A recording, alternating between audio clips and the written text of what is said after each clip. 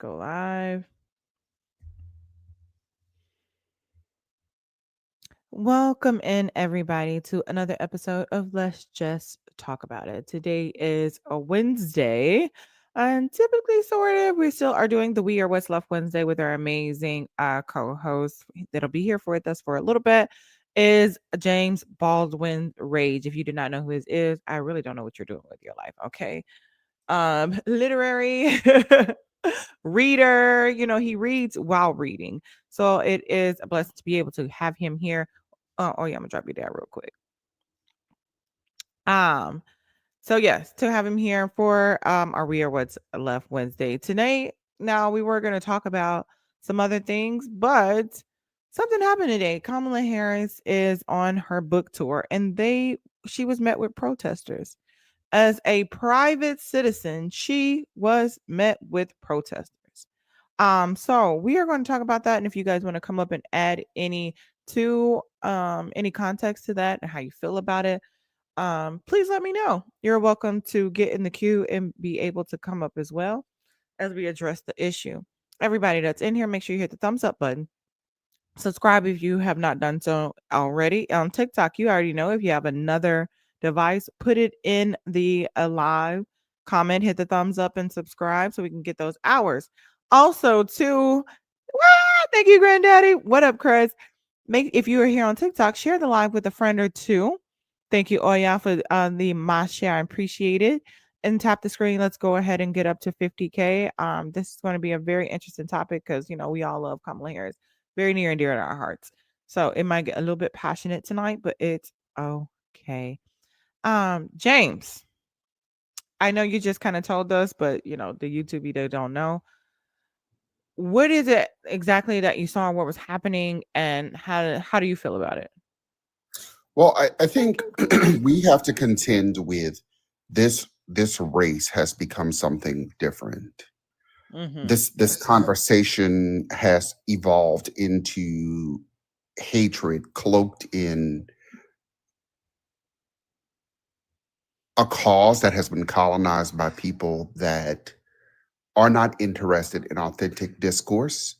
They are interested in showing up in spaces that people are going to show them grace and compassion, which is why you never see them showing up at protests for individuals on the right. They are cowards, and I think it is time to recognize that they are engaged. Yep. We're in misogyny war. They are engaged in misogyny war. They are not interested in having an authentic conversation. They just want people. Hey, Smitty. They just want people to do what they want them to do and to try to control their voice. And I find it very disturbing at the least. I think the book tour was in New York, and her book tour conversation was interrupted 3 or 4 times by people claiming that they were protesting on behalf of the people in Palestine. And though my heart goes out to the people in Palestine, I wonder what they want her to do. Hmm. They said that they did not want her to win, and she is better than me. I would have said, because she didn't. She was the class act as usual. I would have politely said to them, why don't you go do that at the White House? Hmm. Why don't you do that with the person that ended the ceasefire we negotiated? Why don't you go do that with the person that was hosting the president of the country and government doing the harmful actions against the Palestinian people? Why don't you go protest at the White House, right? Like, why don't you go do those things? And so I struggle to, at this point, conceptualize any good faith effort that they would have had.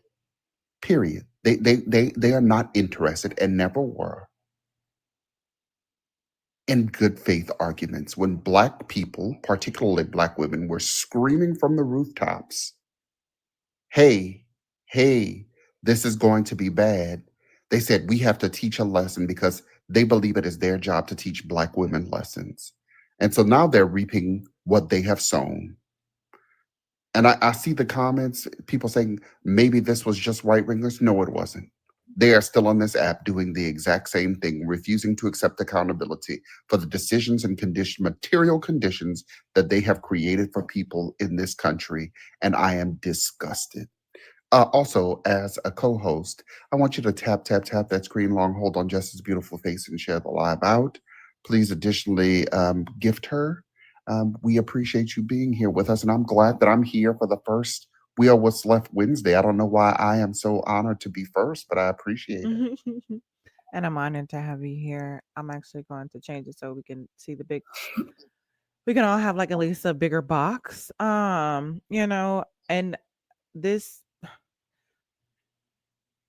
us as black women felt the attack on us, especially when she didn't win. A lot of us cried. A lot of black men and women cried. Period. It was an attack on so many marginalized community at once, but with the black women, we felt it. We knew what the fuck it was, and they was like, "No, it's not because of that. It's only because we didn't like her policies." Then why the fuck are you at her book tour as a private citizen attacking her? She was vice. First of all, she was vice president when she was in the White House. Nothing she can do for you, but advocate in the background. Two, you have someone who's in the office talking about Trump resorts, Trump Gaza, who's partnering with your current oppressors, dropping kabooms every day, coming in with tanks, not allowing food into this area. And you didn't think once you may need to go up to the Capitol? Why are you here? You just want to attack black women. And that's what happens also too when you don't take accountability. You can't even face yourself in the mirror. You have to take it to the grave because you can't face yourself in the mirror. And you look dumb. You look like use a dummy, bitch. To sit up at this woman's book tour as a private citizen still talking about Palestine. Have you lost your fucking mind? Have you found Joe Biden anywhere? He was the president. If that's what you want to do, have you been up to the Capitol? No, because he will lock your ass up and your ass will be deported.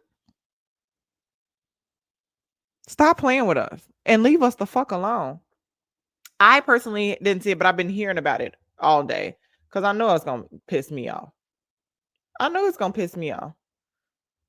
Did she have to address them? You're on mute. You're on mute. She got up at one point and said, "Look, this is problematic. Not problematic, but she said, I understand that you want to speak, and my heart breaks for the people in Gaza. But I think the problem is, right, that folks are not interested in having the authentic or honest conversation." I'm going to do something with my green screen real quick. Okay.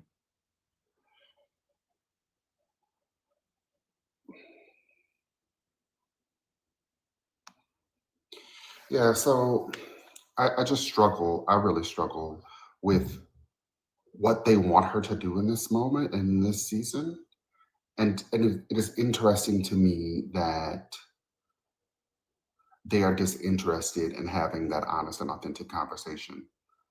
Like, you were given opportunities to have an administration that you could actually protest. You made a choice not to, and now you're still not protesting them, all while you engage in misogyny war. And to your point, yeah, you're not over there protesting Joe Biden, but moreover, I think it's important for us to contend with. You said, they're dropping boom booms every day. I think the other thing that we should realize is that they're rolling tanks in American cities. That they are doing it in majority minority cities. They are weaponizing the military against U.S. citizens on the soil at this point. And Mm-hmm. to have said different wings on the same bird, different sides of the same coin is an intellectually dishonest argument. And so we find ourselves faced with this conversation, this discussion. What do we do next? And I think we have a responsibility not only to um, do things like We Are What's Left and organize and show up, particularly given um, what is happening across the country. We need to be registering people to vote. Mm-hmm. So that's why I'm a part of We Are What's Left. I think we have an obligation to say something authentic about the problems impacting this country. And I don't think anybody here can defend showing up to her book tour to protest. It just doesn't make sense. It's a intellectually dishonest place to show up to. But again, it's cowardice, right? They have created this. Why buy a pillowcase and cut three holes in it when you can just make a fake TikTok account and harass people and show up to protest with masks and harass people? I think at this point of this harassment, you want her to do something that she has no power to do. I'm having a hard time just thinking when I couldn't get over why they were protesting in the first place. Like never Kamala, never Kamala. Vote for the guy that said they'll give more money to obliterate him, which leads me to believe if we're doing any type of critical thinking, it's really just 2 plus 2. Why would I do that? She's calling for a two-state solution at minimum, and he's talking about finish the job. You cannot be for your people and talking about and voting for somebody to finish the job. It just don't make sense. Yeah. And if you guys are, if you support them and you think it makes sense to you, and maybe you can make me see something I don't see, please request up. And if you do want to just add a quick tidbit about how you feel about it, you can request up, and I'll continue to rotate you guys out. Okay. Okay. A paid shield. So when they were, what were they yelling inside the store, outside the store, and then she had to stop and address them? No, she wasn't in a store. I think she was in like a sit down conversation with Aaron Parnas. And I think it was three or four times where she had to stand up. And I saw the comment, were they there to protest Aaron Parnas? Well, go protest Aaron Parnas when he's not with a black woman. Because why, if they were protesting Aaron Parnas, what is he gonna do about what is he gonna do? What is he gonna do about Gaza either? Who Another private citizen. right? I don't get that. And you guys, James is co-hosting today. We weren't doing We Are What's Left. Now we are doing We Are What's Left Wednesday, and I'm glad to have you here because I think this is a really good conversation that we need to talk about. So please show him some love while he is here, and also, you guys, give him a follow. And we'll be taking clips of this and adding them to the We Are What's Left. What's that called? Tiki Taki as well. So you guys make sure y'all show him some love. You know, and just let him know how the royal family. Well, he part of the royal family. How the royal family do. I'm sorry if I'm missing anything, you guys. I kind of want to put a different what's that called? Type of thing up. So I'm kind of redoing it a little bit. But yeah. So if you see anybody in the comments, James, that would like, or in the panel in the thing, oh shit, that would like to come up, please do so. You can go ahead and let them up. That's what I was done. Oh, okay, cool. Mm-hmm. Yeah, I think it is a reminder that people are comfortable disrespecting black women. Mm-hmm. It comes second nature to them, so they're not going to go protest. The people that are actually making the decisions about Gaza, what they are doing is protesting someone that no longer holds the White House. And I think it bodes poorly for midterm elections unless we combat it. I think at this point, we're going to have to push back, and it's going to be very uncomfortable. And it's going to have to be one. It's going to be very uncomfortable, but I think we need to push back. I think it is important to me to realize. It is important for me to realize that we have to have someone that is reasonable in the White House that we can debate the finer points of policy with, not someone that's trying to kick people off the air, that won't be trying to engage in just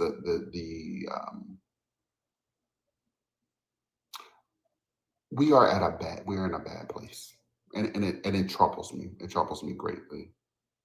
And to the points of the comments, I should also say the turnout was great for her book tour. Let me tell you, I'm trying to go to the book tour too. I'm trying to be in that thing. Yeah. I went to her rally, and when I tell you the energy, we're at a stadium. We waited hours to be able to be let in the heat, in the sun. Old people, young people, kids. I left with a family. All the people in front of me, behind me, on the side of me, and around me. Some of the royal family members were there. It was beautiful. I was happy to be there. And the tears that were just falling just from the love and the hope that was in the room. It was the stadium was wrapped around like 2-3 times down the street, around the entire building. That's why you can't tell me nothing different. I'm just gonna leave that at that when it comes to that. You couldn't find the video. Yeah. The video of them protesting. Let me see. If somebody has it, send it to me, and then I could play a clip of it on here on the live, and that way we can all kind of be on the same page and kind of know exactly what's going on. Let me change that to blue. There we go. Or maybe red. I don't know. We'll see. And that's why I'm so angry and depressed. We could have had her. I miss her so much. I miss her so much because then if she was there, then they'd be down to the Capitol. Even during the election time, they never went to any of his. They never went to any of his rallies. They never protested at any of his rallies. They never said anything to him. They didn't give a damn. Nope. They're okay just harassing Black women, Mm-hmm. and it's disturbing. It is so disturbing. Change my background for a little bit. Cause I'm about to be a grouch on y'all ass. Robin, welcome in. How are you? Hey, how are you? I am blessed and highly favored. I can't Hey, complain. James. Hey, Robin. Mhm. Okay, really quick. This is what I want to say. She should have turned around and told them concepts of thoughts and prayers. I gave you a chance. I gave you a chance. You stood and told me no. Now go to your fearless leader and go tell him about it. Yeah. But cry backwards because you're going to fuck around and drown. Cry I, backwards. She should have turned I around and told agree. him to shut the fuck up. Yeah. I think that's the problem with the party, though, right? It's the That clutching of the pearls that I'm well, tired of. no, Thank you, friend. I think it's our leaders thinking that. And she said something about this on The View. She said it's time to fight fire with fire. Yes. Mm-hmm. And I think that was the appropriate moment because I don't think it's appropriate to continue to allow people to disrespect you. And let me say this: I think she handled herself masterfully. Mhm. I likely would have said, "You're in the wrong place. Remember, you didn't want me to win. I Exactly. just, and I need you to deal with that. I need you to deal with those emotions." I think she needed some voices like ours sitting there with her, waiting on them. Because I would have told her, baby, continue with what you're doing. We got this. Oh no, they did. The people there, just in fairness, the people that were there did. They did. Yeah. They handle business. Thank you, James. Cause we don't play by no Kamala Harris. We don't play about KK. We not finna run up in y'all Mickey Ficky. We not finna do your J6 and all the other idiotic bullshit y'all finna do. But we are done letting you guys play on our Mickey Ficky top. I'm just want to say that we're done letting you play on our top. Tell me this. Yep. How do you guys feel about Hakeem Jeffries and Cory Booker? I feel like they need to go. Along with Chuck Schumer and Nancy Pelosi. I think they're gonna. I'm going to. Go ahead. You go. You can go. Yeah. James. So like, I'm not like I hear you, and I have some disagreements with them. Until people start contending with the folks that do the most harm in this country, I'm not even saying nothing about a Black person unless they absolutely reprehensible. Did you know he Because voted? Did you know he voted yep, for yep, Wednesday? yep. I do. But again, so did every single non-minority member of Congress except for Yeah. two. Yeah. I think they all need to go. I think we need a washing. And I think that sometimes when we don't have a replacement, we need to buckle up, Buttercup, and get in there and do it ourselves. Yeah, I don't disagree with that. I think that we have some responsibility to engage in much more authentic discourse around what is actually happening. Totally agree with you guys. Well, I don't want to take up too much. You can drop me down if you need to. Thank you. Also too, Robin. Like I don't know what state you're in. Chicago, baby. I'm a Chi-Town. But Yeah. Okay, never mind. I'm gonna tell you later. Okay. I Okay. appreciate you. Thank you Just so let much, me know what love. you need. All Alrighty, dear. right, bye. Bye. Hey, Layla, welcome Hola. in. Hola, ¿cómo estás? Está bien. ¿Y tú? Excelente, Muy todos los bien, de días. nada. Hello. I have not met you, but I'm Layla. I live in New York. I voted Democrat, Kamala Harris. I was at Beacon tonight, and it felt more like a marketing. It felt like she was going to book tour. And after hearing the subject matter of the book, I thought of my aunt who's in Oklahoma teaching freshmen in high school, and she has a freshman in 9th grade that can't read. And nothing she said tonight was pivotal to some of the geopolitical topics within this book. I have not purchased the book. I listened to her, but in my opinion, in the comment section, we can agree to disagree. I feel like when you run for president, just like I remember, whether it be Gore or anyone else, it does not mean you can't do anything. It means that you have a platform. You ran for president. People gave their hard-earned money for you to become president. And that doesn't end when you don't win. And when I hear of children who are in the 9th grade who can't read, listen, I don't care if you're writing a book. I care what you're doing after you have left office. I care about career politicians taking advantage of their office, and I'm not talking about Kamala, I'm just talking about career politicians, and not doing much with it. So what did this book do for us, for the community who want to see change? Thank you, Yeah, Hector. you might want to see change. She's under no obligation to engage in any of that, though. She's not running for office. She ran for office. She didn't win. She's on a book tour, and it's What is titled. your definition of obligation? Hold on, Layla. I hear you. I don't want to overtalk you. She's on a book tour, and it probably felt like a book tour because it's a book tour. Yes, And I agree. yeah, so like I hear you. You might think she has an obligation to do something for you.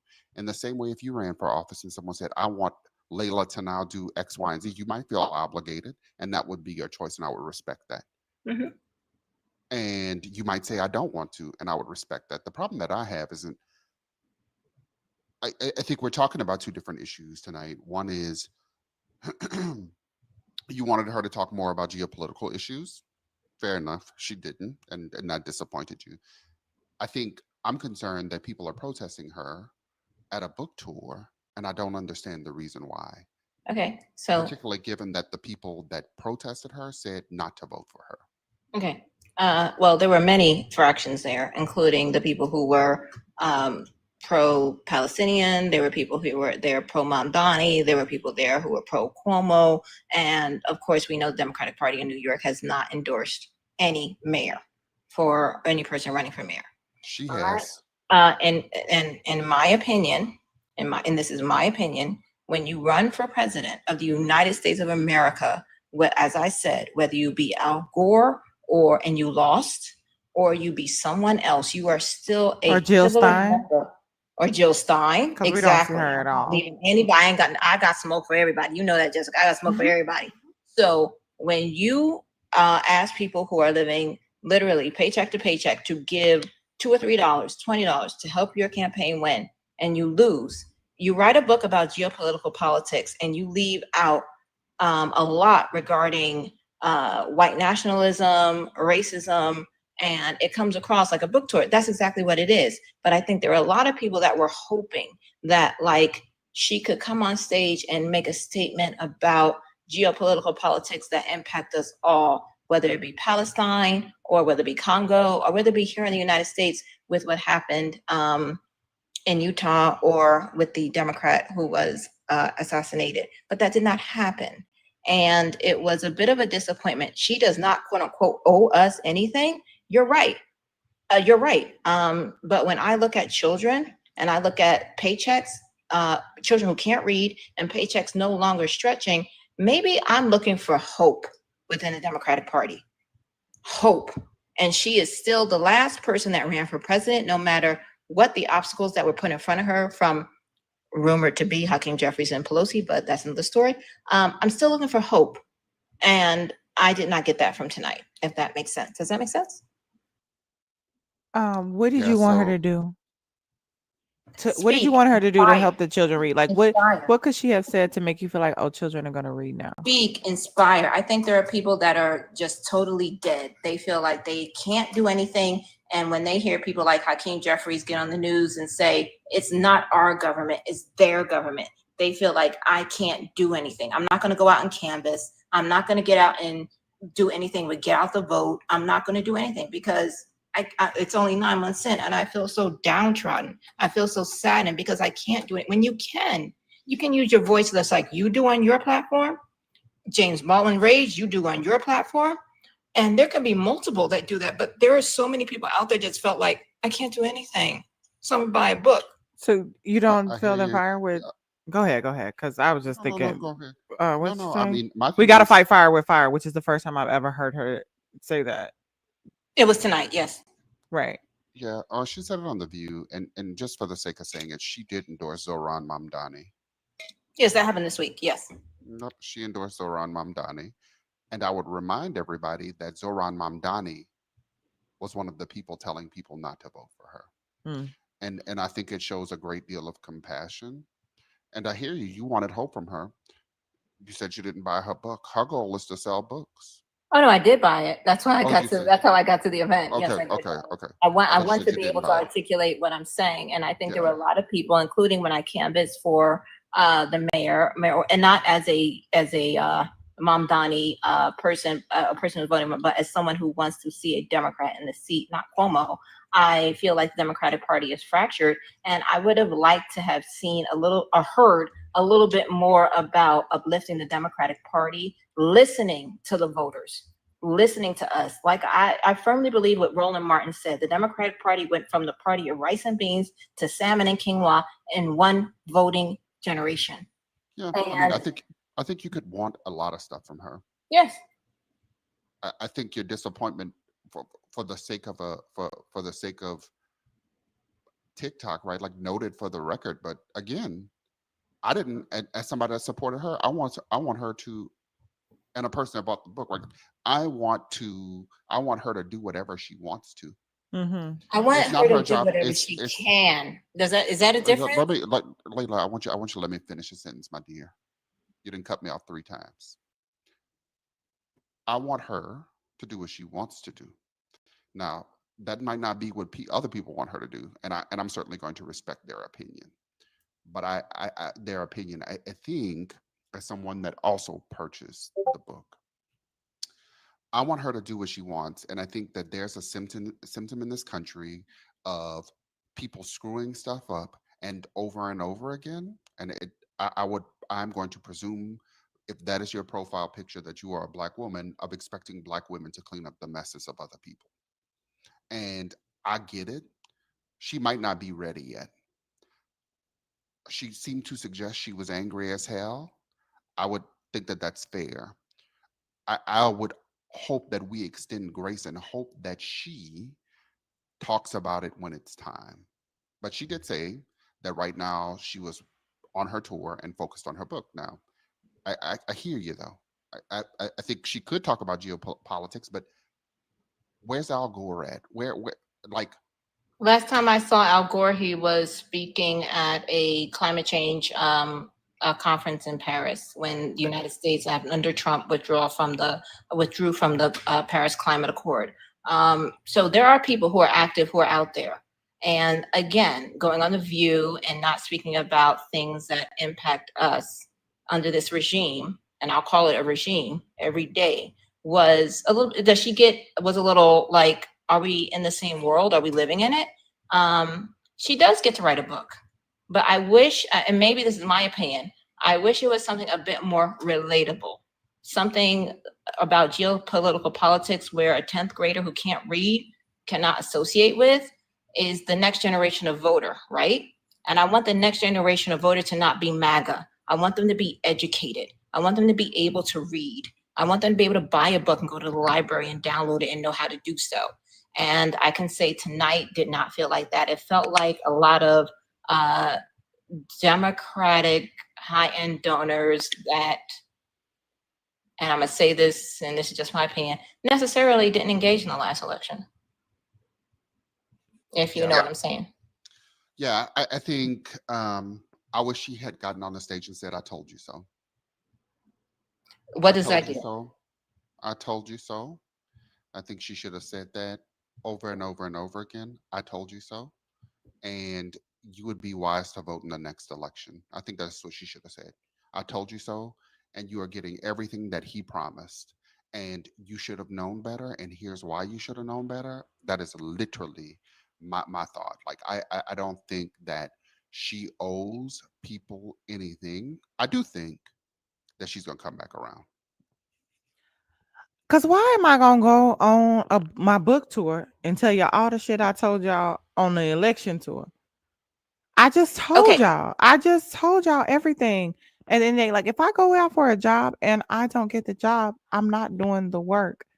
I'm coming around the other way. I'm doing it a different way. I know it feels like a book tour because it is a book tour, but this is also an opportunity for her to just kind of get to know the people, like she said, without asking for something. Doesn't all have to be politics. This woman ran. She, as a black woman, she's been told she's not black. She didn't receive death threats. They've been in all her protests, including the book tour, protesting about Gaza, protesting about this. They've been coming at her all different types of ways. They done stripped away her security. Like the amount okay, of so let's ridicule and say and danger that you go through, not even just being a vice president, but running for the presidential election, and then realizing that you possibly had all the votes and it still didn't go your way, and saying that the system is broken. Like, and then with them taking away our freedom of speech and all the things, she may be very careful about what she's saying out loud and moving a different way behind. I don't know what she could have said that's going to make everybody read, because at the end of the day, not only do the teachers and your mamas need to do something about it and be reading with you when you get home, but she also has like, it's like, let me enjoy some type of time. Like, as black women, we're maybe I'm not in that moment, Jessica. And I'm sorry to cut you off. I didn't no mean to cut you off okay. either, Jim Coleman's Reach. But maybe I'm in that moment where I don't feel like when I go to work and I come home and I volunteer to teach children how to read, or I tutor at night, I feel like we don't have the time, because Who don't we're you feel only like who nine don't have months the into time? this. I feel like we don't have the time to be We like, isn't who, the mothers, or we I the gotta market, I gotta do this. when you And say we even don't I'm have, looking, I'm sorry, I just don't know who you're talking about when you said we. You said we don't have the time. we, Who? me, you, everybody, Right, right? You're on this platform for a reason, so right. am I, So after a if we don't have the 16-hour time, day. what make us think that Kamala Harris got the time? I think she has the time because, and no, I think she had I think she had the time in this moment, in the whole ceremony. Whether I go to, and I do go to Trump rallies, because I want to know what these people are thinking. I want to Mm-hmm. know if they plotting something. I don't know if this is going to get this lot banned, but I want to know. I want to Mm-hmm. know what the other side is thinking. Yeah. So I go to both, and I want to know what both sides are thinking. This came across very commercialized, very marketed, and I feel like each day we are getting another bomb dropped on us that is going after women, children, the this, just anyone, the they thems that they feel like aren't worthy to be part of this society. And as a beacon, I don't think that light ever left me for Kamala Harris. And let me be clear for the comment section. That light, that beacon never left me. And if she were president, I would think that she would still be active, up at 6 a.m., doing her thing. And as a leader of this party, I still expect that of her. Now, maybe that would be what do you call it? A unjust expectation. But I do believe that of Hakeem Jeffries. I live in an area. I saw him going into like a 5-star restaurant, and there wasn't none of us going in. I stood outside for 2 hours. None of us. It was a lot of them, the donors, the people who are raising money. And I get that they have to. But with the Democratic Party being fractured the way that it is, I would have hoped that this opportunity was grasped to say, stand up, be the resistance, be the resistance. Yeah. And that's all I'm looking for, is someone to be born out of this moment to be the resistance. Yeah. So here's what I'm hearing. Like, I hear that you want something different from her. And let me tell you what else I'm hearing. And this is going to sting a little, but the intent is not to be mean. It's just to say something. Baby, you up here saying, how dare she have a book tour on her book tour? And I'm just, it's not working. I hear you, Not at all. but she's at her book tour. Not at I, all. I hear you, but it's a book tour, and Not at all. I'm speaking about the broad engagement of the Democratic Party. When you are a former person running for president under the Democratic leadership, you will always be that person, and you may give them that grace. But under this authoritarianism that we are living Thank under, you, Melanie. as the former person who ran for president, she can Cymone. speak about anything, but speak to the people about their wants and needs. And I didn't hear any of that tonight. None of it. You can talk about your book, market it, sell it, do what you need to do. She got to pay her bills as well, right? She's not getting a paycheck. I get it. But we have a existential crisis in the United States that was on display at the UN this week. And there was an opportunity to grab that and say, I am still with you. This is more than this paperback or this Kindle that you're going to buy. I am still with you. And I did not hear that tonight. And that's it. She's like, Yeah. girl, because I'm not. No, No, just I kidding. yeah, I mean, But this thing, do you think that she's an intelligent woman? Absolutely. I wouldn't have voted for her if not. Do you think that just even as a Black woman and an intelligent woman, she knows how to move strategically? I don't know that now that she is out of the guise of the Jamie Harrison and leadership of the Democratic Party. I don't know that. Okay, well, the thing is, she's been all the way to the White House. She knows how the ins and outs. We are on the outside looking in, so we don't know the danger she may face within. We don't know exactly how they are moving with each other because it can get real kind of snaky. She talked about even too in her book about how she couldn't trust anybody. Quite a few people that was on her side. You know, the Nancy Pelosi, the people not even wanting, like, so leading a Democratic Party and saying I'm speaking up for a lot of people that you may even want to vote out. 2, you can't even trust. 3, you see what they're doing with freedom of speech. So as a woman who has been in the ins and outs and see the system be broken, she may be thinking how to move it. So it's some things she may not want to say because is including the fact that she has been stripped of her security that she just may not want to say out loud. Okay, so I wanted to address the security. The security was extended by Biden. So it wasn't stripped, it was changed. And I understand what you're saying. She should have been protected regardless. I get it. But it was extended by Biden. And as I know it, if I'm wrong, correct me, Trump took back the extension that Biden gave her. But she still should be protected regardless because this is a pivotal figure within our democracy, within our, our political zeitgeist. But with that being said, when people are, especially on social media or in conversations, speaking about the next leader, I feel like when I look at Trump, he was campaigning when he was in office. When he got out of office, that means 8 years. And then he had another 8 years of campaigning. What are we as a Democratic Party doing now? Can she write a book? Sure. But can she also at the same time be multifaceted? 2 truths can be the true at the same time. Comment section. 1 truth can be she wrote a book and she wants to promote it and be successful at that. I wish her nothing but the best. The other side is that the Democratic Party is fractured. She's in New York where it's extremely fractured. I see that every single day. And I believe an opportunity was wasted, not wasted, I should say, could have been maneuvered in a way to not only protect herself, especially under Kimmel and everything that happened with the FCC, but to communicate that we can come together. We can come together and get out the vote. We can get out the vote and stand against authoritarianism. And she might not be running for re-election. So true, but this is just my opinion. I hear you. She might not be running for re-election, and I hear you. I think the conversation has shifted a little. Why were they protesting at her book tour? When I was speaking to people outside, there were people who were disappointed that she hasn't been more vocal about Gaza because they still look to her as a beacon. And like, why? I voted for you, but why? Why didn't you do this? Why don't you do that? And they don't see a time off. These are people who support the flotilla currently being bombed. These are people that were part of the Jewish community. And I don't know if you know, there are multiple Jewish communities in New York. There are many that are not Zionists that felt like, you have a platform, whether it be a book, vice presidency, and they were looking for her to explore that, go deeper, and they just didn't get that tonight. Oh, so they wanted the labor of a black woman. No, I think they wanted a labor of someone who was running for president. Well, This she's not running for She's president. not running for Like, president. was, keep- I said we keep was, a repeating key the word, same thing. was, We keep repeating the same thing. Like she was. yeah, Is she not still a leader within the Democratic she's Party? not running. She's not running for president. Thank you, Drew. Is she Um, still, she may not run for president again. is she still not a And leader within the and Democratic Party? Layla, let me tell you something now. We having the same issue multiple times. Maybe Which is? she does. You Cutting them off. continue to interrupt me, my dear. Oh, please go ahead then. Yeah. I'll mute. Go ahead. Yeah. So she's a private citizen that doesn't owe anybody anything. Kamala Harris doesn't owe anybody anything, period. Hard stop. I don't care what people think. At the end of the day, she has the right to say no. She has the right to be on a book tour. She doesn't have to be people's hope or beacon.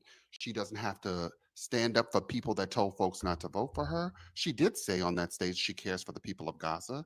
It is true that in the last few months of the Biden administration, a ceasefire deal was secured. It is also true that after that ceasefire deal was secured, that when Trump won, he ended it and continued to do the things. It is also true that more aid started to flow in and that it was restricted till nothing was going in after that.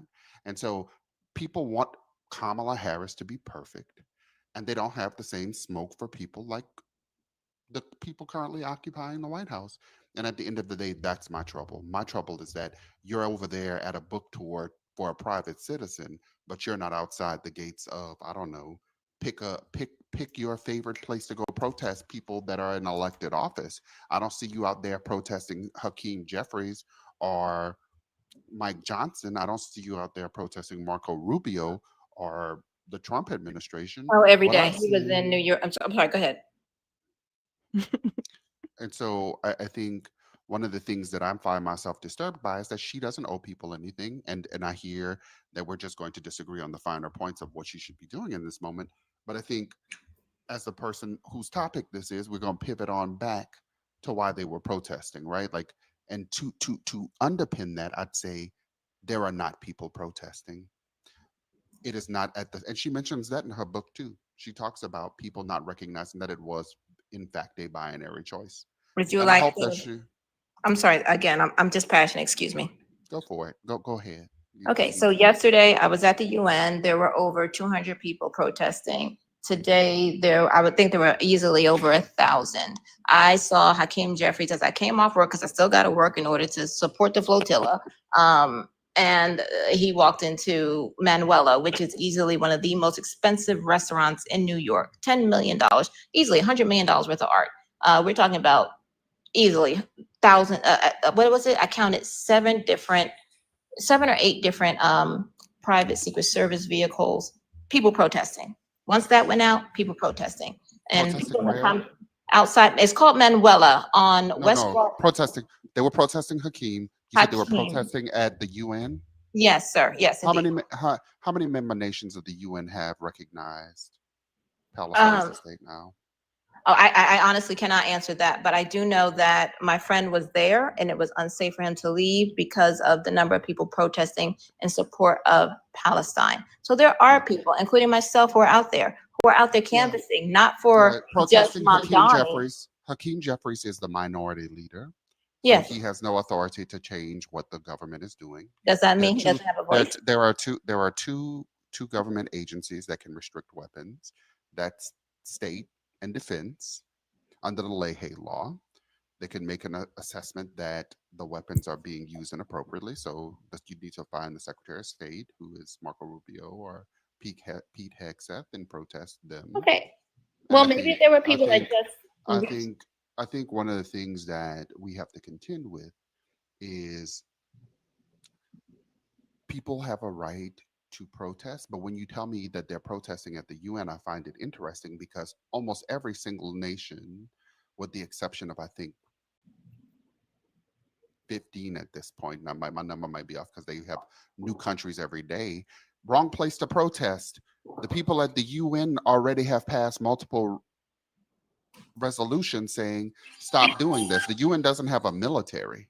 Like the people are saying, yes, we recognize Palestine as a state. Yes, the wrong things are happening. Yes, I mean somebody spoke on the UN floor in the front and presence of the Israeli government and said they need to be brought before the ICJ. So the body that you're protesting, they don't have anything to do with it. But that's my concern with how the protests are working. Would you like to know what happened? You're protesting people that have no authority to do anything. The people that have to be protested exist in Washington, D.C. Who spoke the day before yesterday at the UN? Yeah, Bibi spoke. Bibi and who else? Trump. Exactly. So that's what they were there for, as I know it. All 200 of them. There were over 200. Hold on one second, you guys. Let me do a quick level course. sec. Give me a follow if you guys have not done so. Tap the screen. We have 10 holding heart hands left in the gold. If you see up at the top, it don't let me pin it. It's under review. Like the description is under review. It only says spread love. Maybe they think I mean spread legs. I don't know, but Tyrone, thank you so much for the dono. I appreciate you guys. We have I think 106 left in tonight's goal. Like we can't see it because it's because of the layout, you guys, but we have 106 left. So if you also want to support, I'm Jessica Cymone. And the links are in my bio. I appreciate you guys being here. Thank you, Mo. And then I want to continue to share the live, tap screen. Let's get up to 50K. Gift my panel if you like what they're saying. James is my amazing co-host today for We Are What's Left Wednesday. The topic. You do my job for me. It's okay, I got your back. Please don't give me really. Please don't. The comment section is clearly that. Hold on one more second. Tonight is James' topic. Because when we do bring up the creators from We Are What's Left each Wednesday, it'll be a topic that they are passionate about. And which I'm passionate about this one too. The people protesting at Kamala Harris's book tour. It is a book tour in which we are talking about tonight. I do want to bring in Monique. Monique, thank you so much for your patience. How are you doing today, Queen? Oh, and if you have another device, you guys, we are also live on YouTube. Just put it in there so we can get the hours. Just sit it in there. While we're talking, we'll highlight some of your comments as well. So on the playback, you'll be able to see your comment highlighted in the actual video if you would like. I appreciate it and give it a thumbs up. Monique, welcome in. How are you, love? See you later, Layla. Hey, yes. I'm doing good. Hey, James. Hey, So I've been looking for that video for the protest and I haven't been able to find it. But the first thing I wanted to say, hopefully this still is on track with the book tour, but I don't know. It just really, really irks me whenever I hear people talking about Kamala should do this. She still should be doing this. She ran for president, but at the end of the day, America told her they didn't want her. Like we see all the things that are going on with white tea people, with the triple K. Like what more can she do? And it just irritates me when I see other Black women come up and then like it's almost like when you see these white tea people mess up, you don't see not one of them condemning that behavior, whatever the case may be. And in my opinion, I understand what she's saying. She was looking for some message, some kind of hope. But when she gave her speech that night she lost, that was the hope. In my opinion, every single time, like whenever I'm feeling down or anything like that, I always think back to her speech. You're looking for a beacon of light, and she already gave us the beacon of light. Like for me, I never used to come up on these lives, even speak politics with anyone. And then I came across your live, Jess. And then that's when I started speaking about it more. And then Kamala running, that gave me hope. So the hope is within all of us. We need to be each other's beacon of light. Like, how do we move this movement forward and keep it going? We have to stop like me personally, I was watching Casa's live the other day, and he said it. Like, let's just stop talking on other black. If it's blagger, go ahead and talk about them. But I just hate. I don't know if she does something that's awful, go ahead and critique her. But she hasn't done anything that's awful. And again, she doesn't owe us anything, not a single thing. Me personally, I would think if I was in her shoes and I ran and I lost, and then you're getting all this hate and everything that you see happening is happening and you can't do anything about it, I would want some time to sit back and just relax. So can we just give her some grace and let her be? Her speech that she gave when she gave her concession speech, that is our beacon of light. Jess being up here is our beacon of light. Casso, James, all these creators, we are what's left. That is our beacon of light. Let's be each other's beacon of light. If we all come together being that one beacon, it's gonna be one strong mother effing light. So we can all be that beacon of light and shine for her. Let's carry that torch. We don't need her to do it. We don't need her to do it. And I still think she has not wavered and she has not changed how she feels. Granted, I see what you're saying. You wish you would have spoken more at the book tour, but again, it's a book tour. I didn't expect anything, like nothing but her talking about her book. But let's be each other's beacon of light. Let's hold each other's up. One beacon, we all come together and we could be one strong ass beacon that could be seen from outer space. But let's stop putting all these expectations and expecting her to save us. Let's stop doing that. We just have to stop doing that. But moreover, and maybe tonight is just the night because I'm grouchy today. You can support more than one cause. You can support more than one cause. You can support people told them not to, and I'm agreeing with Monique. So amen. To Yeah. everything So Monique drop some motherfucking coconuts for Monique in the chat. Like they said, that's some inspiration. Like y'all never think if she fucking tired, bitch. I'm over it. Give me a break. God damn. I dedicated my whole life to this.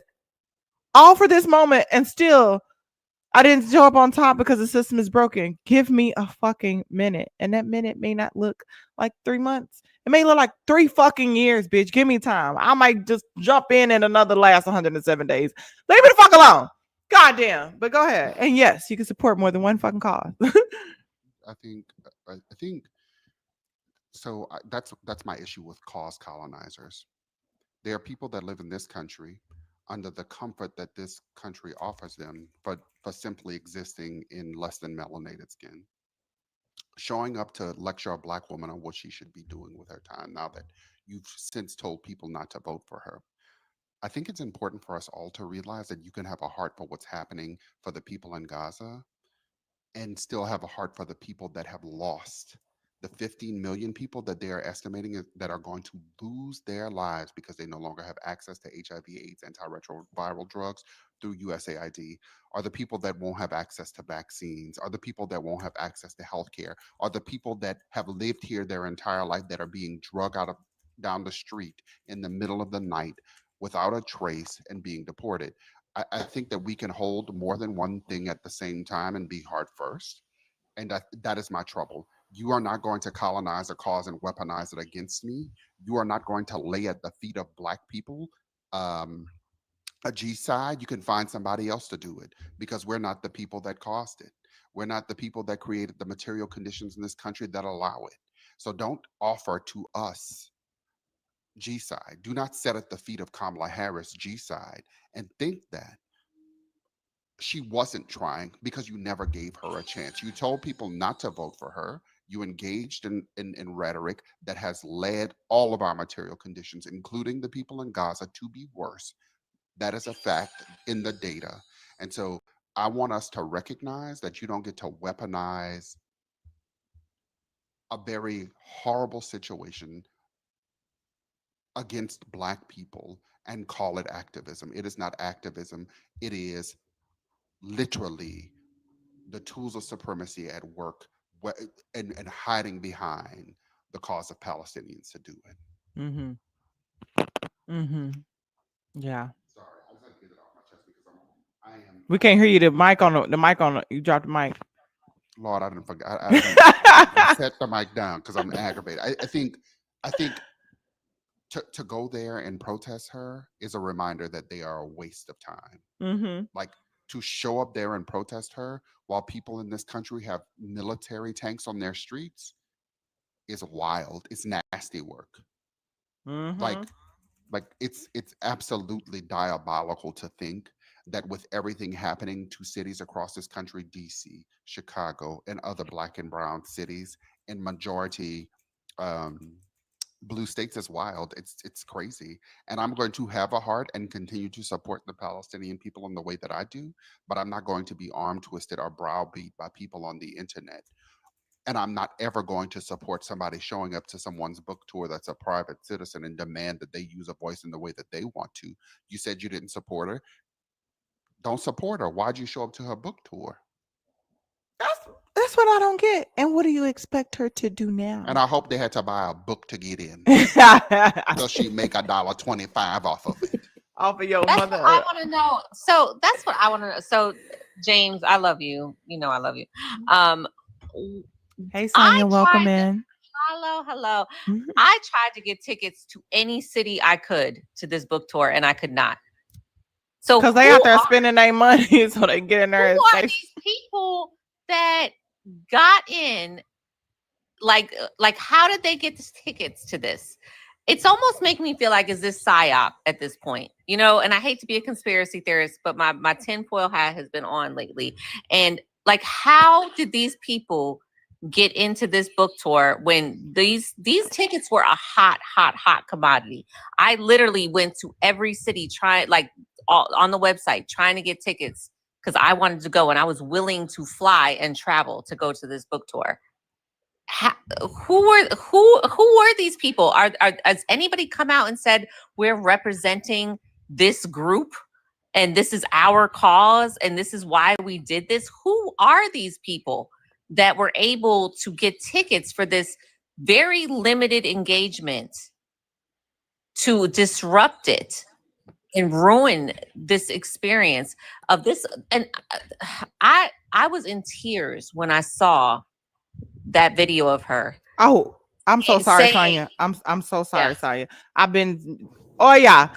First of all, thank you. Hold on. Somebody gotta. Let me mute everybody. Everybody real quick. I don't. Okay. Oh yeah. First of all, thank you for the dono. She said, if you've got time to teach kids to read and don't spend if you got time to teach kids to read and don't spend it at MAGA rallies, drop $50 to I Am Jessica Cymone on the blue or the green app. Support literacy and fund liberation. Drop some motherfucking coconuts for all y'all in the chat. You know what? I didn't even read because it cut off the other part of it, and she sent this so long ago, and I've been meaning to tell you. Thank you so much, love. Drop some coconuts for that's my baby right there. Okay, and show some love and give her a follow if you have not done so. Yeah. Period. My bad, Sonya. Go ahead, love. I was over here yapping while Sonya was talking because trying to say, Sonya, listen, them people were sitting at their mama's basement. Oh doing shit. That. See, if they'd voted for Kamala Harris, they wouldn't even have to worry about dancing on. Well, I don't know if he's from that. Let me take that back. I apologize. Let me take that back. Okay. Anyways, go ahead, James. Yeah. So I think Sonya's point is like, she's like, she don't want to be a conspiracy theorist. I don't think it's a conspiracy. I think these people have nothing better to do with their time than sit around and wait for a book tour ticket, buy the ticket, and then meanwhile, other people are struggling to pay their bills because of what is being done with these tariffs. That's how you know they move in privilege. Mm-hmm. They have the money to buy the ticket that other people wish they could have. Thank you, G. They were able to purchase something that other people wish they could have. I know several people that right now could not afford to buy that book because they just don't have the material funds to do it in this moment. And so I think you're not dealing with some concerted effort. We don't need that. Why have a concerted effort to sabotage Democrats when you have people on the left who are telling people not to vote? So I agree with you in that it's wild, right? Like it's crazy work. But moreover, we are dealing with what we have known from the beginning. Malcolm X talked about the liberal. The white liberal.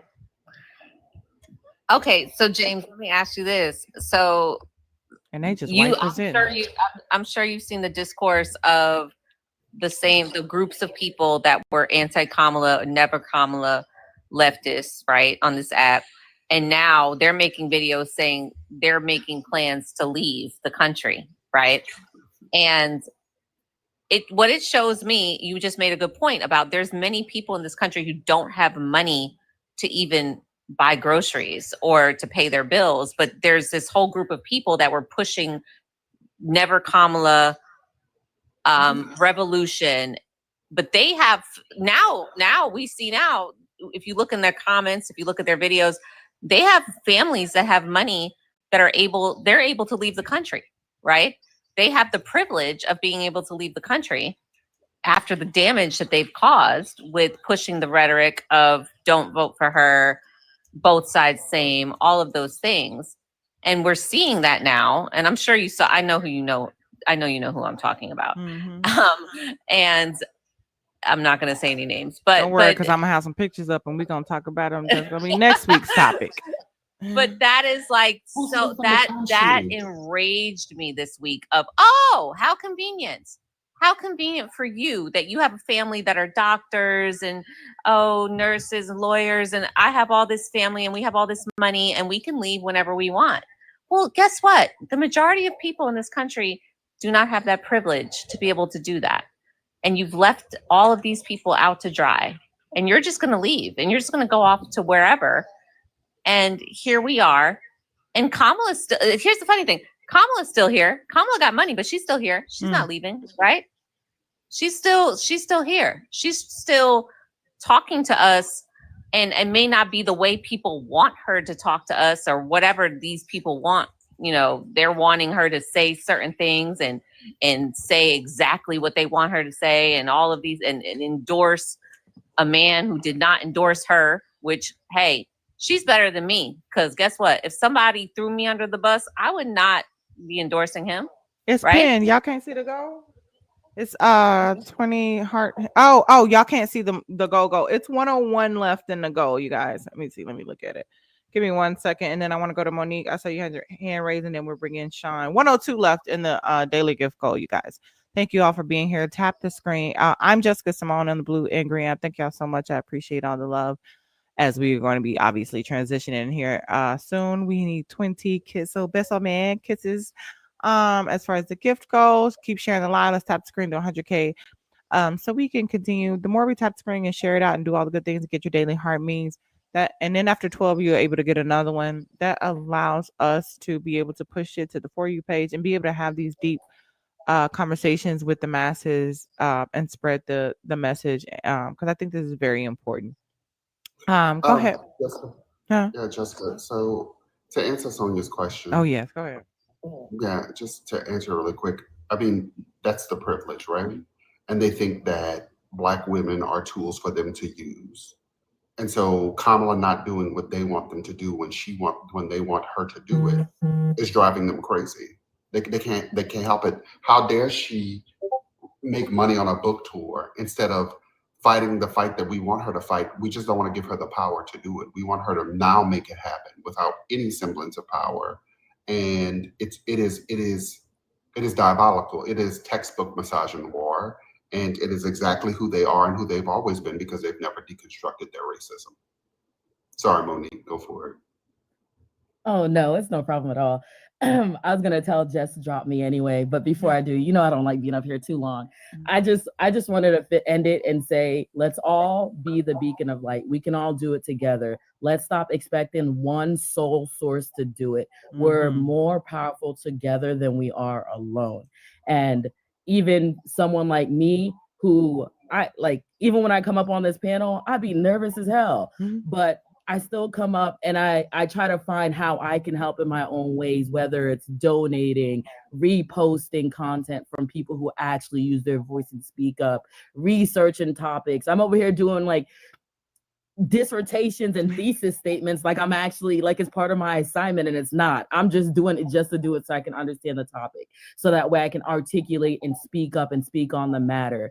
And yeah, with that, let's be the beacon of light. And I don't know if you guys remember the Britney Spears meme, but leave Kamala alone.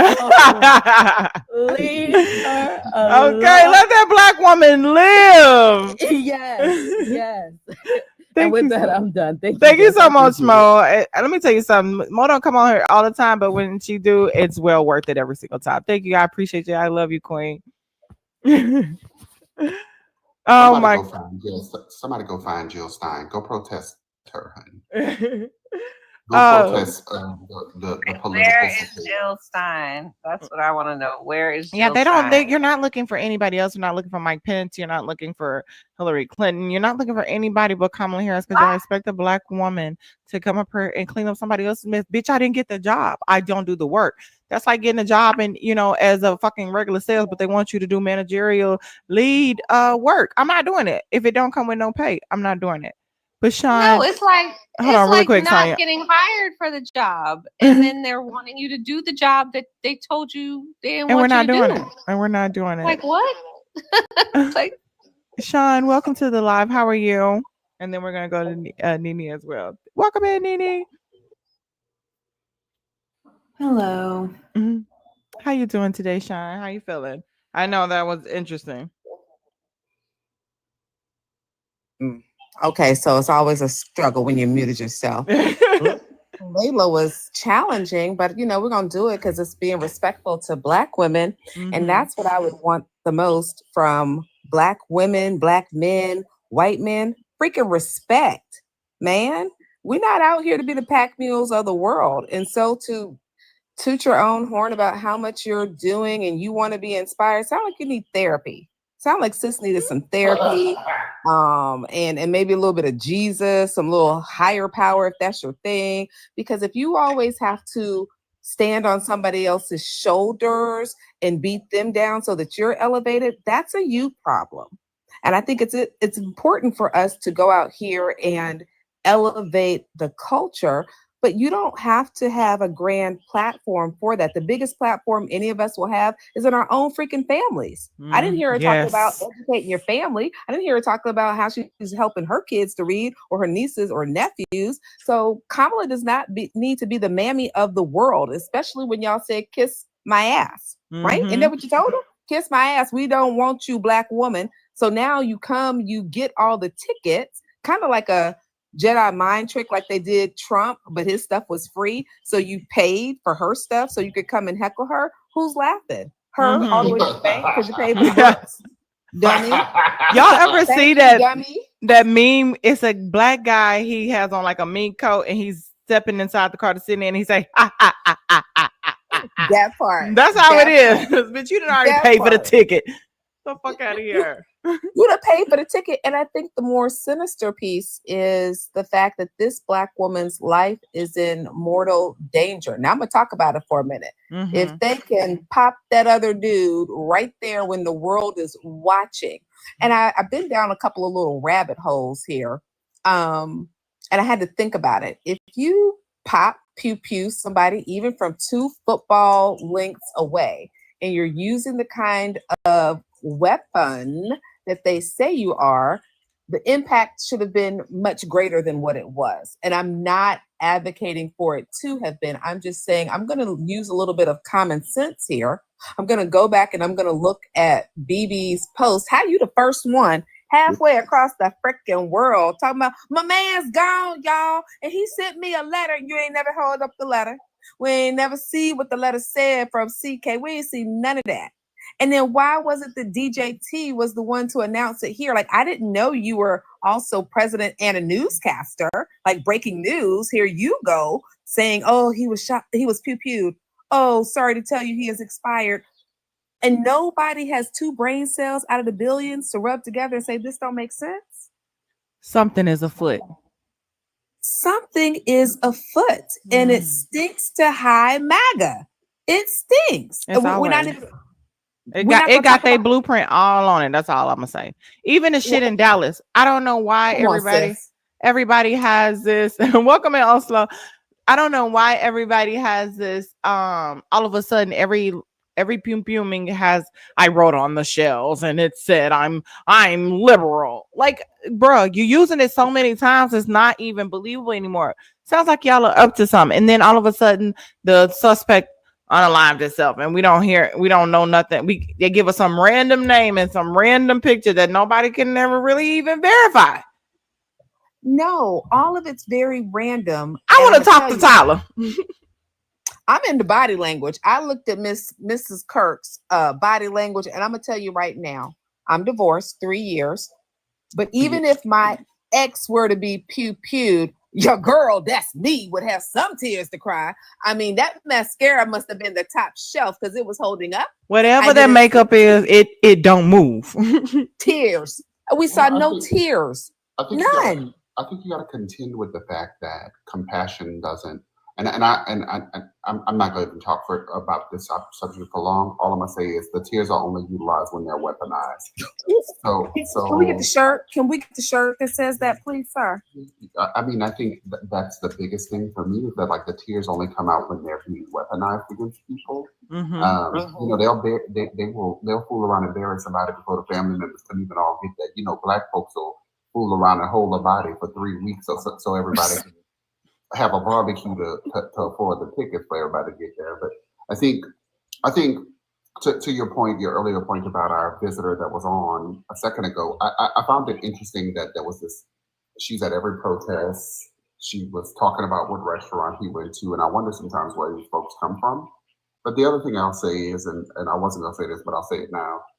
I'm having a glitch with TikTok, so if I tap on somebody's picture, I don't have the drop button because she would have been dropped earlier. Because you know how I don't play that over talking nonsense. And since I'm co-hosting today and it's my Wednesday, she would have politely been in the doldrums of the comment section, but my little drop button couldn't work because I was open. Just so I'm saying. Yeah, I forgot what I was about to say. He just made me giggle with that one. Welcome, thank you everybody that's over on YouTube. Hector, I'm gonna have to make you a mod over there too.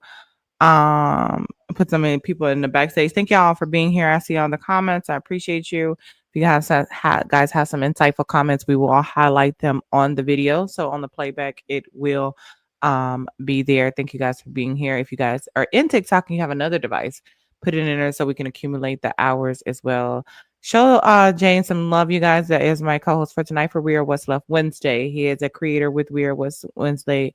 We are What's Left directory of creators who are collectively coming together so that we can spread the message far and wide and be the beacon of light, as Monique would say, so that Kamala doesn't feel like she has to do it by herself. Unless she don't say the wrong thing and anybody's mad because she didn't say what they wanted them to say. Everybody does it in their own way. And but we can also do it collectively and we can do it together. Tonight we're talking about the protest at Kamala Harris book tour. If you like what the rest of the panel is saying, show them some love as well. Give them a follow. Give me a follow if you have not done so. We have 12 more kisses left. We have 102 left in tonight's goals. If you want to donate there, that's fine too. It's always no pressure. It's just always love. Thank you guys for being here to be able to have these conversations. Nini, we're gonna bring in Nini, then 4, and we have Oslo Elmo. Well, Oslo, and then we'll bring in Oslo. Nini, welcome in. How you doing tonight, Queen? I'm up because I've been pacing the floor. You saw that shit too? And I've had a little libation. Me too. Okay. At least we on the same way. At least I'm not the only one. I am not the peace. I am the rage. Bring it. James Baldwin rage, and we got just Nene rage, y'all. I am not meant to be your peace. I am meant to be your rage, and especially these never Kamala protesters sitting up there as she is a civilian. Y'all don't understand right now. She is a civilian. She is not in any political spectrum. She is now a civilian, and you go to her book tour to protest when y'all bitch asses could not do that for Trump. Y'all are bitch made. You are scared. Your balls have not dropped. And I want all the smoke. So if you're hiding in the comments, come see me. Come fucking see me. because y'all advocated for this woman not to have a place. Y'all advocated for this woman not to be in office. Y'all told people to sit out the election. We've never seen this many Democratic voters sit out of the election. And now you want to be in her space where she's living her truth as a Black woman, as a civilian, and you want to go protest the way I want to cut necks. It's not even funny. It's not even funny, because all this last 2 weeks, it ain't been nothing but right, white, conservative ass people causing problems in this country. From Charlie Kirk, CK, I'm sorry, to the damn mass pew-pewing in Dallas. And I made this post. There is no problem. It's white problem. And for all you bitch ass made Palestinian protesters and advocates for Gaza that made their fucking journey off of making sure this Black woman didn't get in office and then y'all got silent the past 8 months, come fucking see me. Every last one of y'all hoes. If there was an actual ring we could get into, we would have multiple problems. I promise to God. The way I am feeling, I want to yank a bitch hair out. I am at that point. And Jessica and James know where I am, because last week I was at a point of despair. Now a bitch is enraged because now y'all are seeing people feel fucking bold to step on HBCU campuses. And I'm an HBCU alumni and decide they want to battle our people. They want to have a debate on racism and white Christian nationalism and immigrants and migrants. When we have Black people under our umbrella who are Jamaican, African, Nigerian, Haitian, English, you want to have that debate. You're lucky you're not in 2005, bitch, because I would have left you bare naked running for your fucking car. And you better hope your tires were still aired. I'm that person. I come from that generation. And there weren't no phones or internet. It was he say, she say. I am at that point. I want all the fucking smoke. I am that enraged that y'all have the nerve to sit up at this Black woman's book signing and fucking protest when y'all bitch asses can't get in front of Donald Trump's White House and do the same. You can't go to none of his fucking speaking engagements and do the same. Y'all asses could have been outside at the fucking UN protesting because there were people in the UN that stood beside y'all. They had pictures of children all over the fucking world drawing pictures for Palestine, but y'all couldn't be out there, but you had the fucking energy to go to this Black woman's space. Pay to be in this Black woman's space. Pay their money. I want to swing. I know I'm a 401k college educated individual, but bitch, I'm ready to get in the fucking mud. I'm ready to get in the fucking field. That's where I am. I want to snatch bitches up because I don't have nothing. I don't have nothing else for them. I don't. I wish I did. But where we are in this country is because of them. We only lost by 1 million and some change. If we lost. But that's I'm at that point where I want to get back where I was in high school and middle school.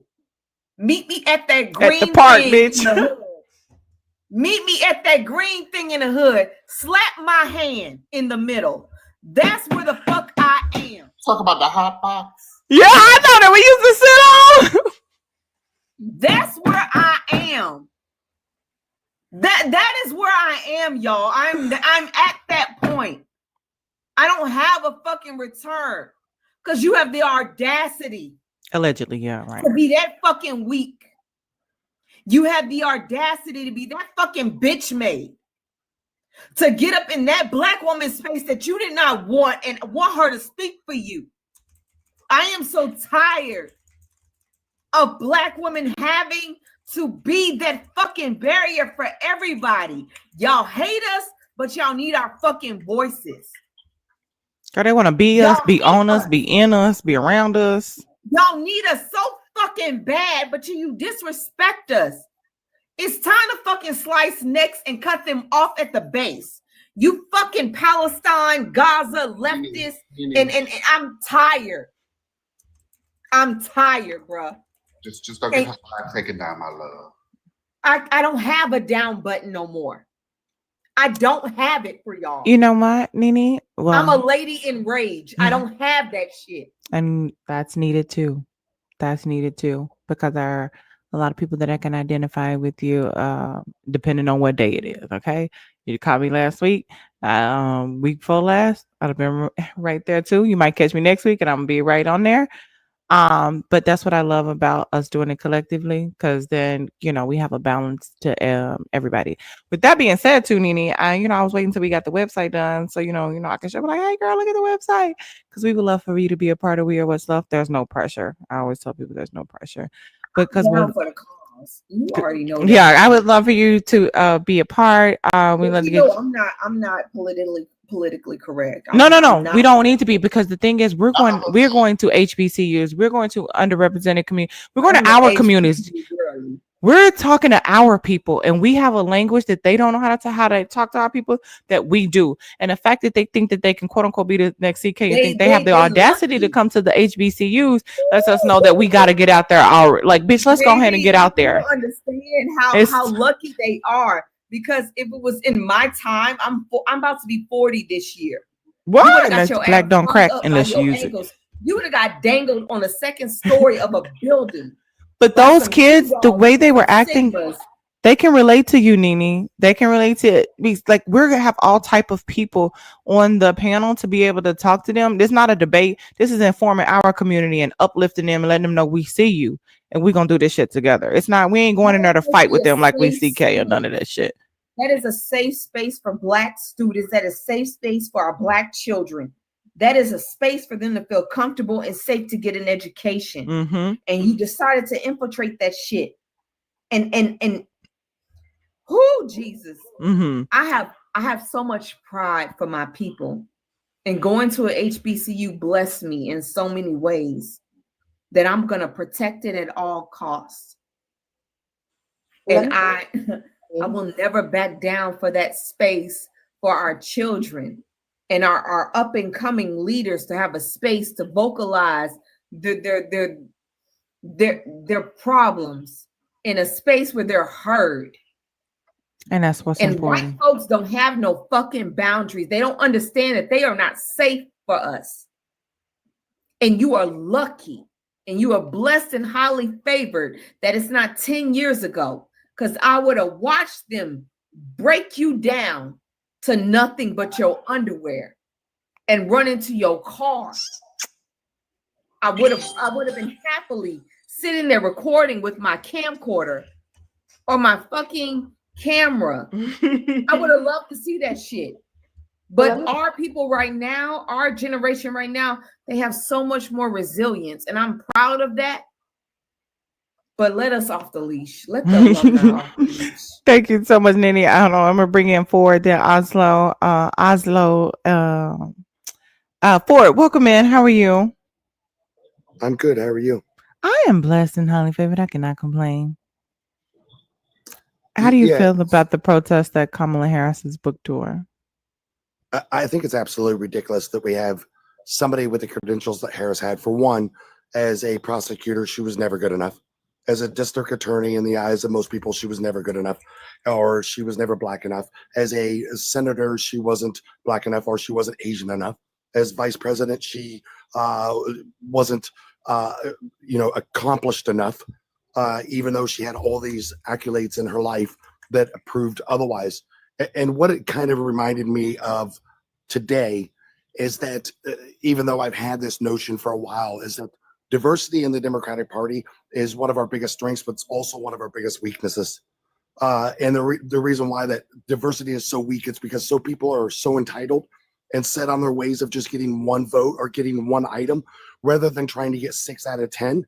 And it's so hard for the Democratic Party to appease so many different people or so many different ideologies within the Democratic Party, whether it's far left or whether it's centrist or whether it's middle or whether it's liberal. It's so hard. But what I really like people to do is kind of challenge themselves, or even those that may be pro-Palestine or the ones that protested Harris today or support that protest, is challenge yourself. Is it better mathematically to get 0 out of 10 or get 6 out of 10? And that's where you could actually kind of see Harris's heartbreak, is that I think that she gave everything that she could, and you could sense that she was literally brokenhearted, because I think she really did try to reach even the pro-Palestine people, and being sympathetic with what they were feeling, but also trying to look at the diversity within the party and what was needed within the party. And it's crazy that in 2025, we have a standard for mediocre white men and that are running for office, and a standard for white men that don't even have the accomplishments that she has.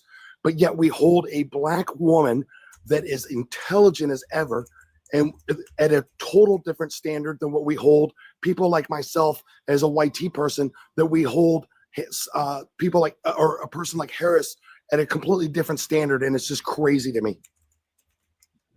Thank you. I totally agree. Yeah, the fact that you would rather what they call bite your nose, smite your face, and all that other type of shit, just because you don't want a black woman to win. And I was thinking about even the farmers, they said that unalive themselves because the tariffs and the farms are going down. Yeah, you'd rather unalive yourself than go to the midterms and vote Democratic so you can probably get your farm back, which is wild. Nina, you said you want a rebuttal, and then we'll go to Oslo. Yes, Ford News. I was one of those women that was advocating for Kamala Harris last year on a hard tip. I'm gonna let you know something. When it came to the Palestinian movement, it wasn't that it was a one-party issue. It was the fact that they had their ass on their shoulders and they thought they knew better. They thought they knew how to move in this country. They thought they understood what the fight really meant. See, with Black people in our history, we take it step by step. That's how we've always moved, step by step. We never jumped the gun. We moved step by step. Sometimes we had to work with our enemies to get what we needed to get because the other side was worse. We did that during slavery. We did that during the Civil War. We always have had to do that. And the Palestinians, they never, the Never Kamala movement, the Palestinian movement, which included some of our young Black men and women who were very fucking uneducated and very slow on how a movement actually moves. They had their ass on their shoulders because they thought this one situation was going to make or break the whole system. They wanted to break the system so it'd be forced to move for them. And they didn't understand that the system never involved them. The system was never built for them. And them going against the system fucked them up even more. And that's why they have been silent for the past 8 months, because they thought they could fight the system from the outside and did not understand in order to blow something up, you need to be at the center of it. They did not want to listen to Black people.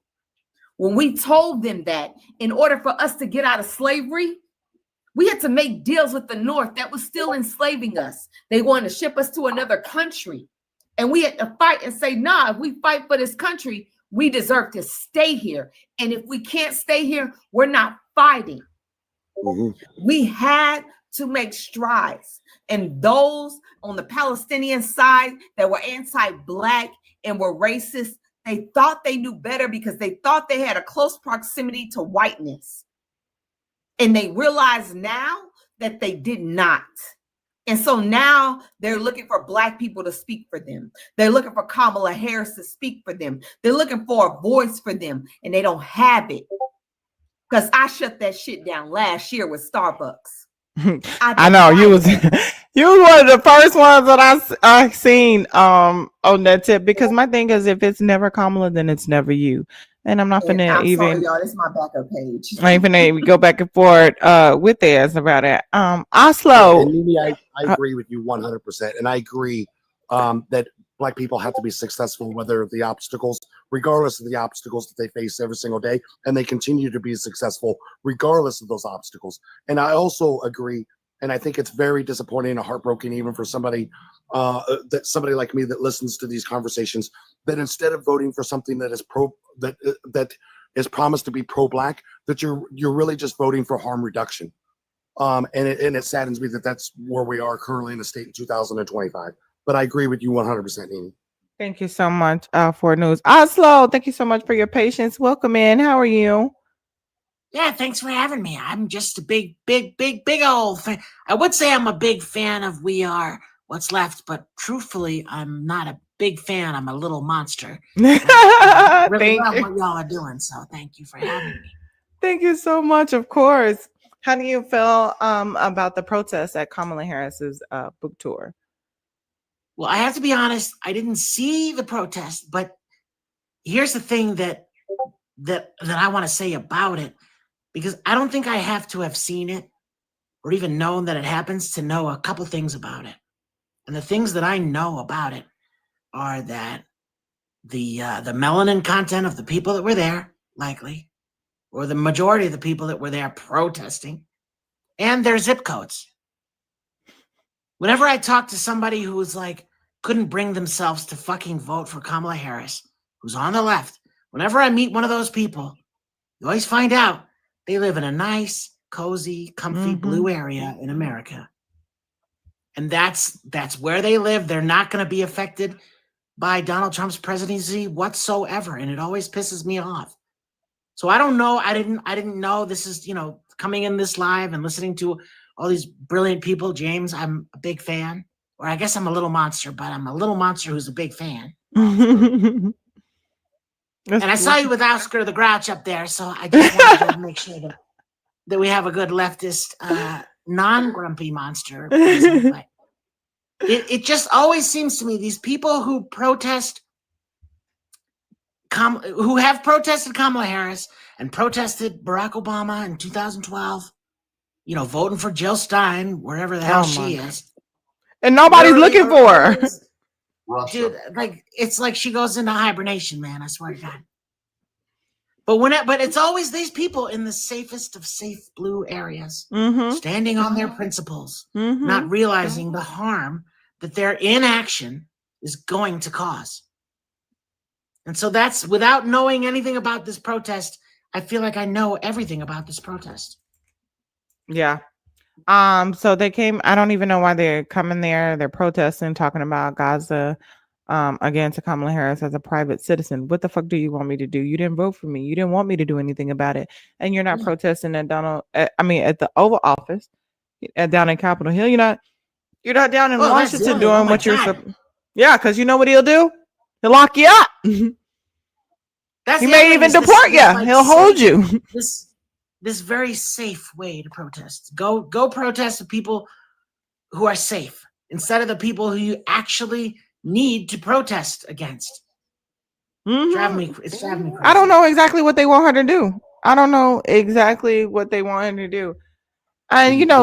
Layla, I love her, but she's like, she wanted to teach kids how to read. I don't know what you thought she was going to say that was going to make people. She's so poised. I wish she would just come out and say, y'all didn't want me, so why are y'all here?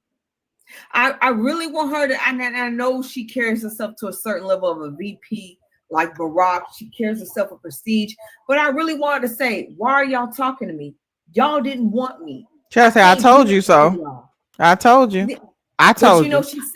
She said when you're in a place that you have to say, I told you so, that is not a good place to be in. That is not a good place to be in, because that means everything has failed. That means no one is in a good state. And she says, I hate to say I told you so. And that is a true effing president. If I ain't heard, you know what, Jessica, I'm going to have to go. Because it's about to get to getting. Yeah, I'm going to have to go, because I'm in a place where I am just, and y'all, I just want y'all to know I'm not an angry person. I'm passionate about my people, and I'm passionate about humanity in general. And what has transpired over the last 10 months has really affected me. Mm-hmm. It's not easy for me, and I'm doing my best. So sometimes I have to pull myself from conversation so I don't lose my page, so I can keep speaking. And let But us know how we can help. I do oh, have just a send the fucking never Kamala bitches my way. Send them my way. Say fucking less. Say Send them fucking hoes my way. Tell them if they got a fucking problem, come see Nene. I got you. I appreciate you. Drop some coconuts in the chat for Nene in the chat. You know, she may be a part of We Are What's Left, and you might see her at your nearest HBCU. You guys, okay? Bye, y'all. Good night, love. Yeah, I think we've got a lot of work to do. Mm-hmm. We've got a lot of work to do to change the narrative. I think we've got a lot of work to do as it relates to how we're having this conversation. Mm-hmm. And I think one of the things that we are failing to do, as authentically as Nene has in this moment, is fight back against people that are just disruptive. They are disruptive, and not for the sake of benefiting anyone, only for the sake of causing chaos. They are anarchists that are too afraid to show their faces. They come up on profiles with no profile picture, and so we are in a tough place right now, and it's hard for a lot of people. I'm gonna do a mod announcement really quick. If you're here, do all the good things. Get your daily heart need. Go ahead and make sure you're tapping that screen. There are 10 kisses left. Give Jess a kiss. I'm gonna give her one right now. Thank you, Oslo. And make sure, Thank you, James. make sure we're knocking out those six that are left. In addition to that, make sure you're following all the people on the panel. They are wonderful, wonderful, wonderful people. This is the last thing, Jess, because you know what time it is for me. Mm-hmm. I know, man. My rollers are in and my house coat is on. However, we are at a precipice in this country. We are at a precipice that requires us to stand. And in that standing, we give the silent permission for people to stand with us. We must lock arms in solidarity. We must lock arms in hope. We must ensure that we are working toward a common goal. The best hope we have right now is to take back the United States House of Representatives. The House of Representatives is midterms have already started. People have already put their names in the hat. But look, you're not going to like every candidate that is out there, and you're not going to agree with them 100% of the time. But what you do is vote against what is going to cause the most harm. Last thing, and then I will stop monologuing. Joy is an act of resistance. Joy is an act of resistance. We must engage it regularly. We must do it every day. We must remember that our hope comes from within and not from without. And we need to ensure that we are clinging to the people that love us most in this season. Yes. Jess and I regularly have phone conversations and cackle our little hearts away. I invite you to laugh and joke with the people you love. But Jess, I will let you drop me. I thank you for letting me be the first creator on We Are What's Left. I feel honored and privileged to be in this space. And if y'all are in this comment section talking about Jess or disagreeing, I will be back. And there you go. There you go. Last thing, Joy, is a protest against the darkness. Yes. Let your light shine and let your free flag fly. I mean, let your hope shine through. Mm-hmm. First of all, thank you so much, James. I appreciate you guys. If you don't know, and we're gonna have We Are What's Left Wednesdays. Each Wednesday, you'll be a different creator from the We Are What's Left creator directory to co-host with me. Topic of their choice, and it's probably usually something related to the things that they fight for and they're passionate about, and which we will talk about, you guys. So each Wednesday, it will be me and a different creator. Can y'all show James some love before he get out of here? I appreciate him and all the work that he does on and off the app. He is very special. I appreciate him. Great friend. like you say, we kiki to make sure that we're experiencing some type of joy in the weight and the heaviness that this administration and its supporters or its minions is putting upon all of us. So I appreciate you so much, James. I was about to say one more thing, but I can't remember, and I wanted to say it before you go. Oh, I guess I didn't have to say it before you go, but shout out to those who we get stuff from. I have an Amazon wish list, you guys. So I want to say thank y'all. Thank you, LM. Thank you, Pam. I got my little keyboard. It's a wireless keyboard, so I can kind of move around and stuff. But it's so cute. It like lights up and stuff. And then I like the typewriter sound because y'all know I like ASMR. Oh yeah, that's some ASMR stuff right there. I like that. Yeah, come on. Oslo is with me. You also coconuts in the chat for Oslo, okay? Let him help me. I got you, babe. My ex-wife is here, so it's time for me to go. Oh! Come on, divorce papers. All right. I got you. Hold on. I got you, Panda. Give me 1 second. Sean wanted to say one quick thing before I bring you in, Panda. Go ahead, Sean. Let me head over to the deal. So, Zayden, if you look in the link in my bio, it says Royal Wish List, and you can just kind of order something for me. And I'm like, oh my gosh, they love me. I love them. Okay, I'm sorry. Go ahead, Sean. Ew. And it come with a wireless thing. So when I be talking shit, I could be sitting back here and I could be like, you know what I'm saying? Okay. Anyways, go ahead, Sean.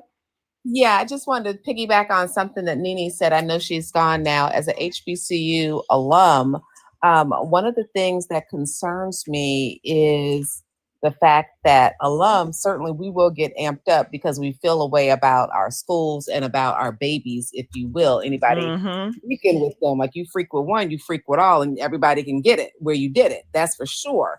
However, with these young students being on campus, and especially knowing that they are state-funded schools, we have to be careful and exercise restraint. And that's what we need to be telling our kids. These fools roll up on your campus. We need to ask them, have you gone and checked in with security? Are you here the right way? And turn your back on them. We don't owe them our attention. That's what they want. But to engage with them in any kind of way so that, like a TSU who's already on the bubble with the state, who they don't want to give up that 2B that they owe Tennessee State. Because they owe them money, honey. They owe us that money. They want to find a reason to say, oh, remember Trump just stole money from the MSIs in the Hispanic schools to give to the HBCUs. So now we can look like the bad guys. Let's take the money from you all because you don't know what to do with it. Those are the kinds of things that are afoot and that are on the table. And we need to be cognizant of that. We ain't out here playing Chinese checkers. We playing chess. So thank you. Of course. Welcome in, Panda. How are you doing, beautiful? I'm doing good. How are you? Blessed and highly favored. I see we have a therapy. Yes, always. I see we have a therapy Muppet on the show, and I think that is great. And he's so cute. Is Oslo, are you Scandinavian? Oh, well, yeah. Well, people ask me that because Oslo is the capital of Norway. But yeah, I'm a big fan of socialism. And okay. Well, I'm Swedish. That's why I was asking. So, okay, yeah. Good to see you. Yeah. Well, so let me be honest. I'm sweet-ish. Like I'm not that sweet. When I need to be, I'm son of a bitch. You know what I mean? I love this, Jess. Me too. I'm not gonna lie. This just made my week. How do I get a therapy Muppet on my live? Well, make sure you give Panda a follow, Oslo, just in case she needs a little bit of Oslo love. I love that. Thank you, Oslo. You're the best. I just, Nene left, but I just remember the past year and a half seeing Nene and how hard she worked to combat the anti-Blackness that was going around that was attached to the pro-Pali movement. And I think it's safe to say, because I know for a while, including myself, I was like, I don't think I think it's just a few, like, especially like white leftist women that have attached themselves to the movement and taken over the movement and kind of become the voice of the movement. That's the problem. And I just feel like we can't say that anymore, right? That now, and I hate to say it, because for those who know me, I was raised in a Zionist free home. Like I was told about Palestine like 7-8 years old. Like it was taught to me. I was educated on it. It was one of my first lessons of critical thinking. And so it's hard for me to say this now, but like, I think now we can officially call it an anti-Black movement. I mean, there's no other way around it because the leaders aren't doing anything to combat it. I just don't understand, especially with the HR bill that has recently passed that has extended over $38 billion up until I think 2028 to Israel. Why instead are they not calling all of the nays, which if you look at that bill, most of the nays are Republican, by the way. I mean, most of the yays. So the ones who voted for it, the breakdown is mostly Republican. Why aren't you guys calling the people that voted yes on this bill of funding, and then also the bill back in April 2024? Why haven't you called those yays, and why aren't you protesting them? Why aren't you going to their town hall meetings? Why aren't you calling their offices? I'm just very confused as to why you're targeting a Black woman who is vice president. And contrary to what you guys believe, most of the funding was not approved by Biden either. It was approved by, as I said, if you you just go onto the .gov website and you can see the roll calls. So I'm just very confused as to why you guys are not looking at the roll calls and holding those people responsible. And I think I know, because you guys are anti-Black to the core.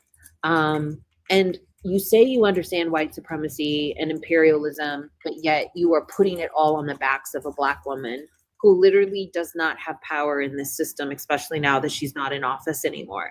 She also, and I'll land here, she made it very clear that she wanted to keep dialogue open and keep a door open and recognize at least the autonomy of Palestinian people. Was I happy about her response in the debate? No, I was not happy about how she answered that question.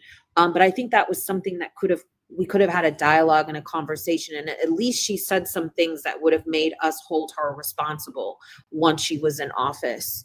But instead, you guys chose fascism. You actively chose it. You knew what you were doing. You were telling people, do not vote for her. Which I'm also confused, because there was another HR bill that was passed in 2016 that was supported by the Trump administration, that was supported by a lot of Republicans. And I've never seen you at any Trump campaign. And I've never seen you prior to 2016 either, because this has been going on for 80 years. Where have you guys been for 80 years? Because, right, this didn't start October 7th. So I'm just really confused as to, if you understand that the issue is AIPAC and the issue is our government as a whole, then where have you been? Where have you been organizing, as Nini said, and taking it step by step? But instead, you have chose to target Black women and Black communities who, I don't know if you understand that 400 years is more than 80 years.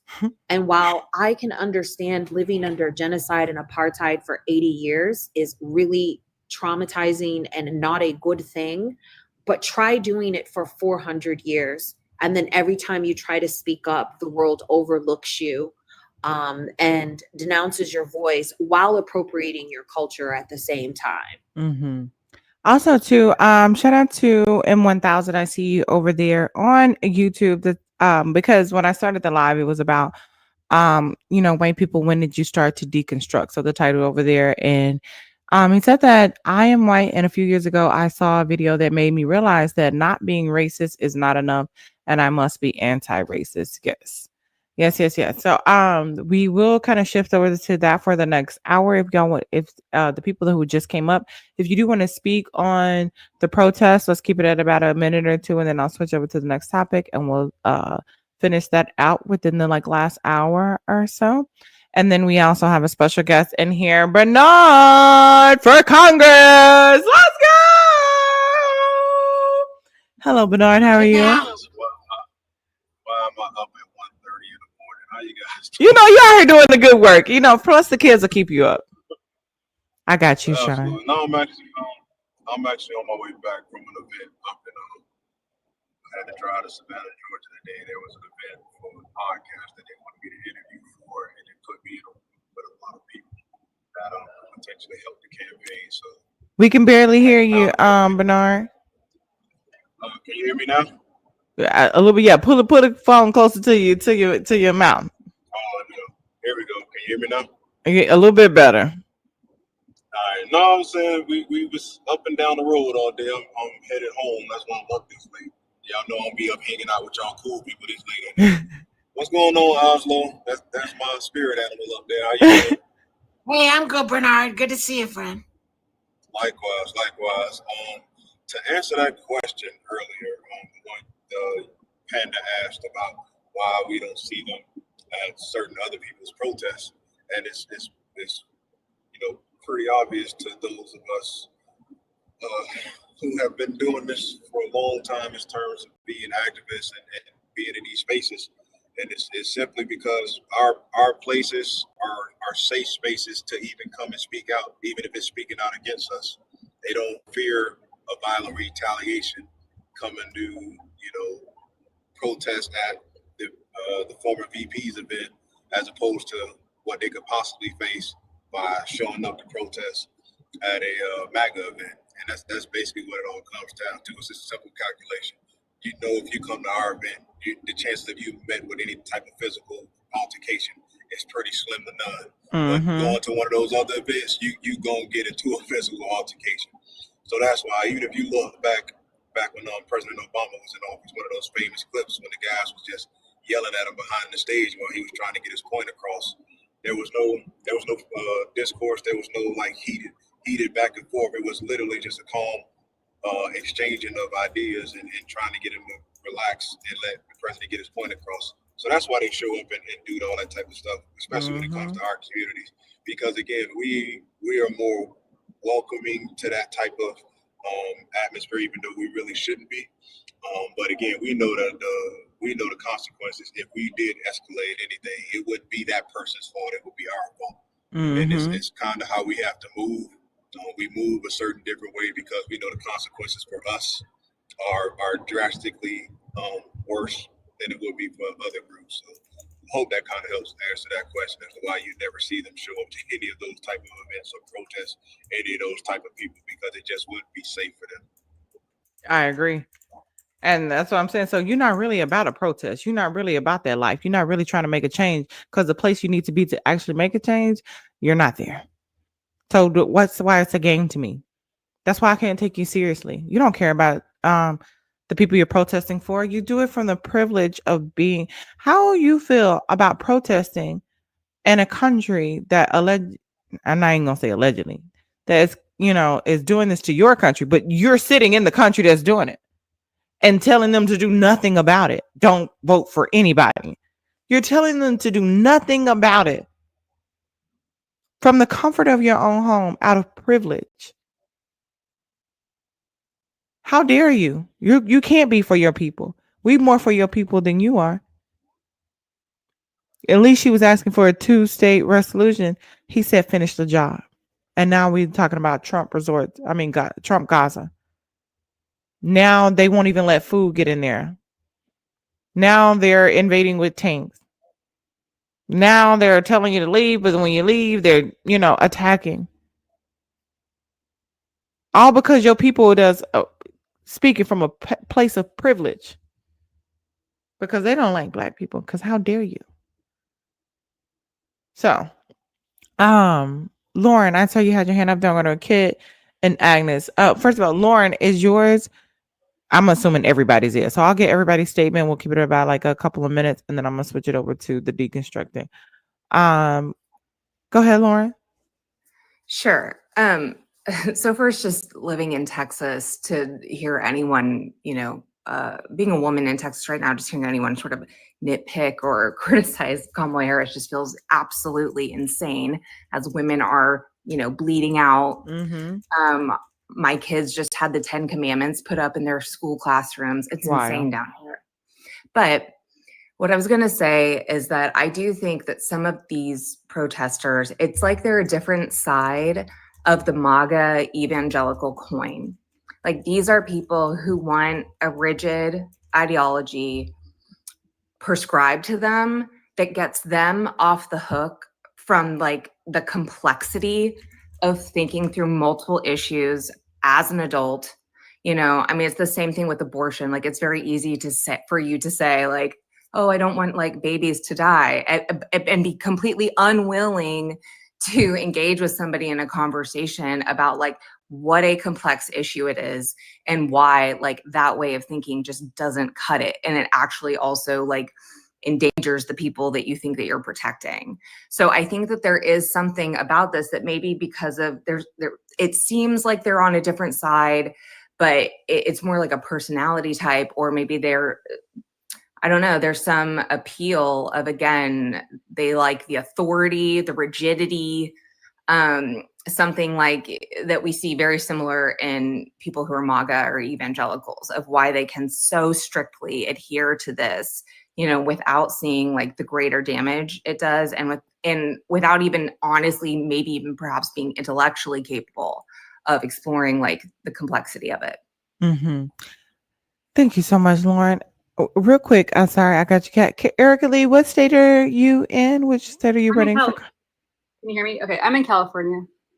Are you with the Democratic Party or the Republican Party? Oh, I'm a Democrat. I'm progressive. Okay, but you voted for Kamala Harris, right? Yes, but I almost didn't. I understand why people didn't, because I was an organizer. I was making calls. I made thousands of calls for Kamala Harris with League of Conservation Voters last cycle. And I was talking to 80-year-old ladies who were like, I don't know if I can vote for her. I don't like the reliable damn voters, you know. They said, I don't know if I can vote for her. And my 80-year-old white ladies or black ladies, respectfully? Both.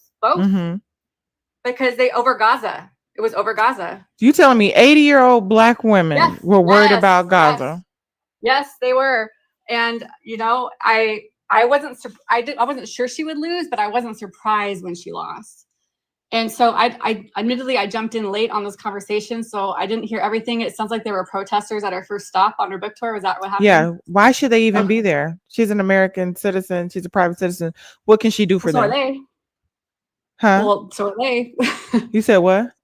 They're allowed to protest, right? No, I'm saying why though? Why? What can she do for them? She's still a leading figure in the Democratic Party, right? What did she want them to do? Why are they not protesting at the people who have the power to do something? They tried that before too. When did they try that? They never showed up at not one Trump rally. When she was running, they were trying to move her because they saw the writing on the wall that people weren't going to vote for her. But why didn't they? Why, if you knew that they were going to lose and that's what they wanted, why didn't they show up at any? Why didn't they show up at any Trump rally? Why aren't they at the Capitol? Why aren't they voting, protesting against him now? Why aren't they speaking out? Well, you know, people told people to vote for Kamala because she could be the most easily moved on Gaza. Well, they tried to do that. That's why they were protesting Kamala at her rallies before the election, because they were saying they didn't vote for her. And so now that they tried, you know, so I don't understand. If they said she could be the most easily moved, then why did they vote for her to get her in office so they could easily move her?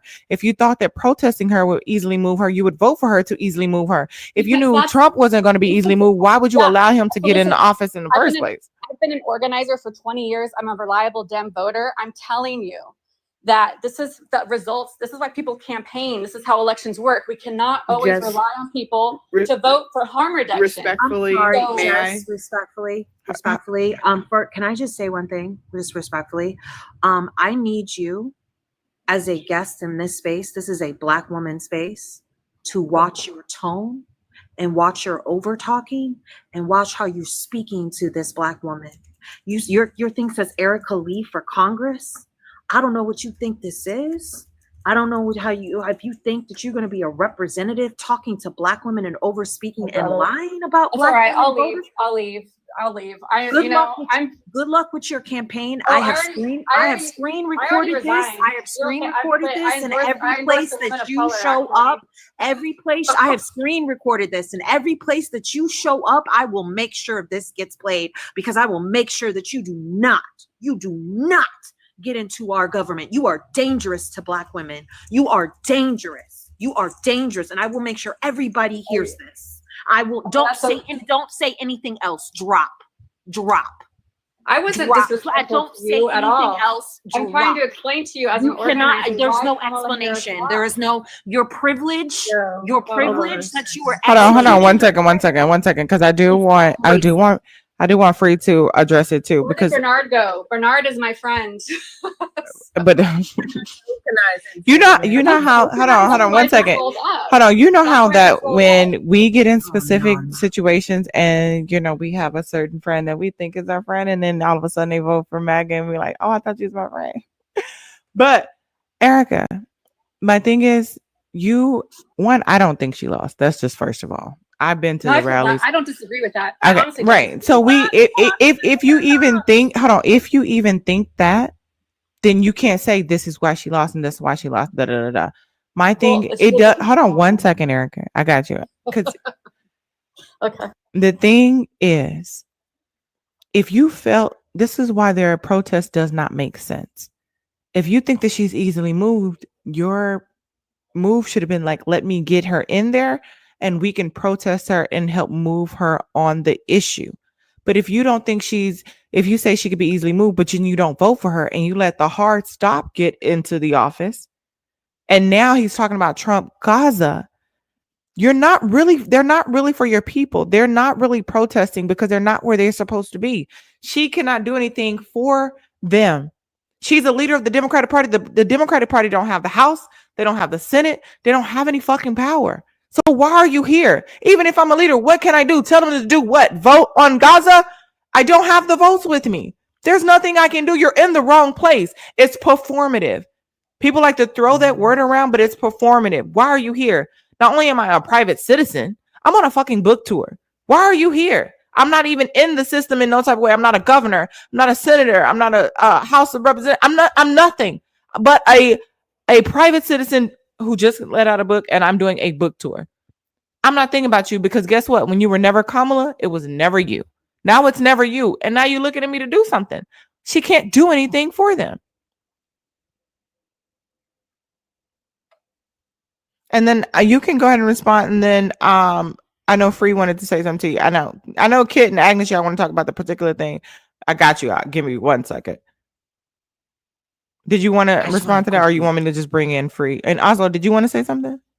Well, I just want to quickly say, Erica, like, where in California are you at?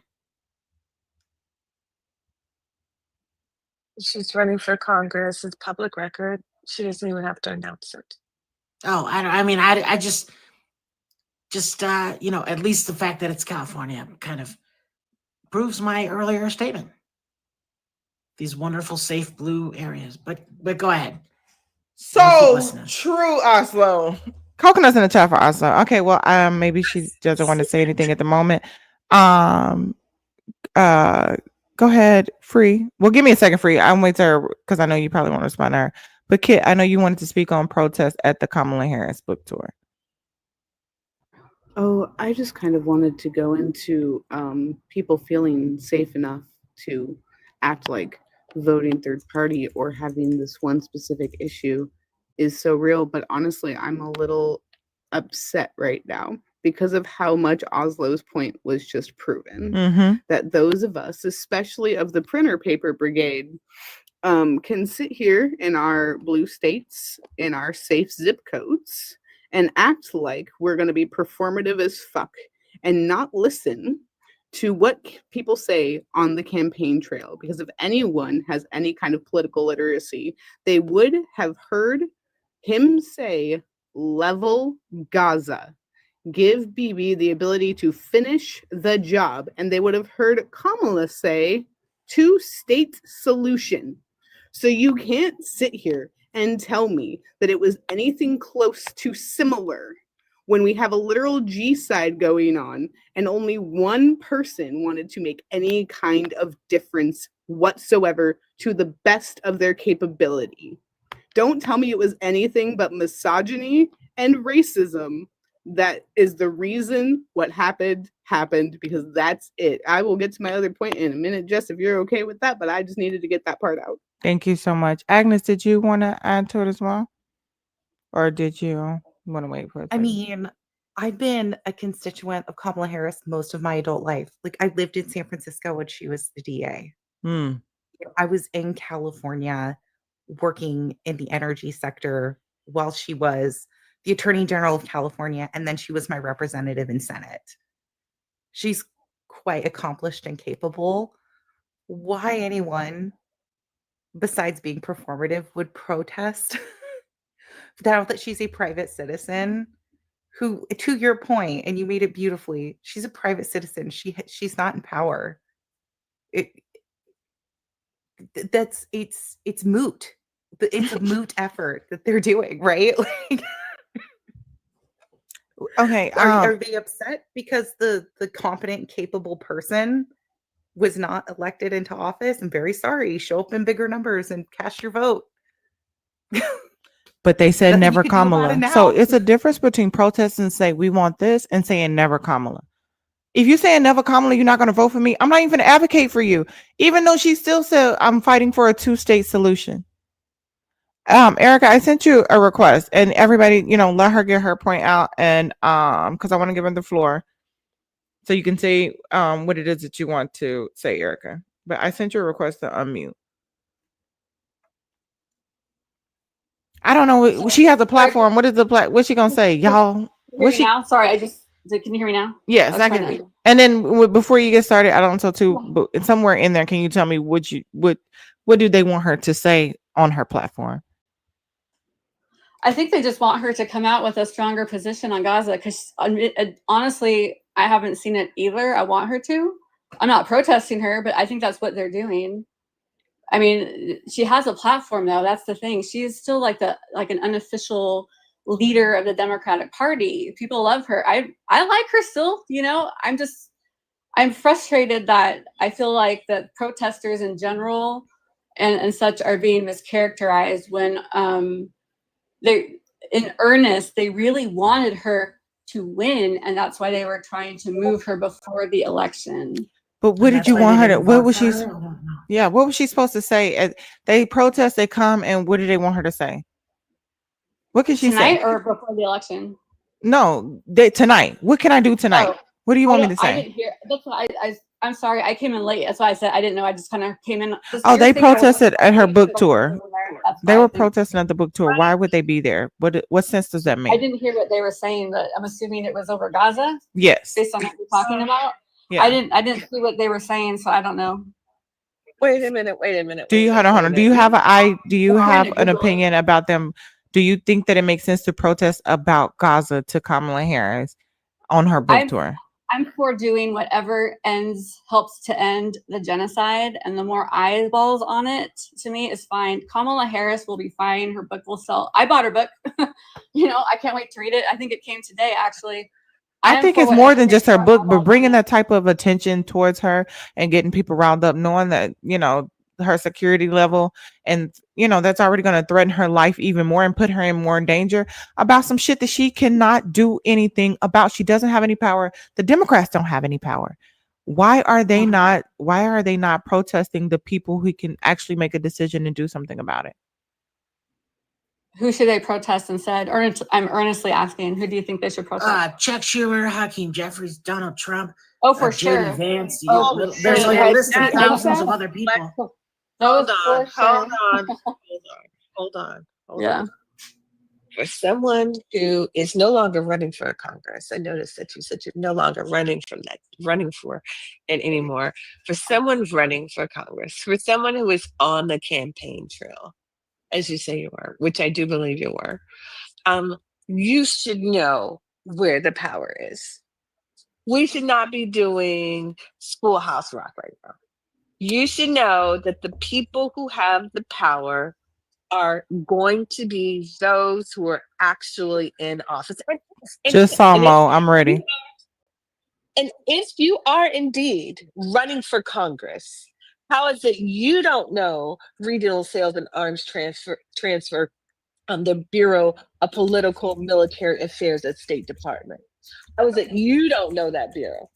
Because that's who you can stop. Going to Kamala is not going to stop what you want when you didn't even get the job and have the right answer for those who were questioning her. You were supposed to be her ally in the campaign. You're supposed to know that it is the Department of State that handles that. You're supposed to know that the Department of State is the one who has to approve any military sales as well as weaponry that's supposed to go to Israel. You're supposed to know if you're going to be that badass congresswoman that you're supposed to be.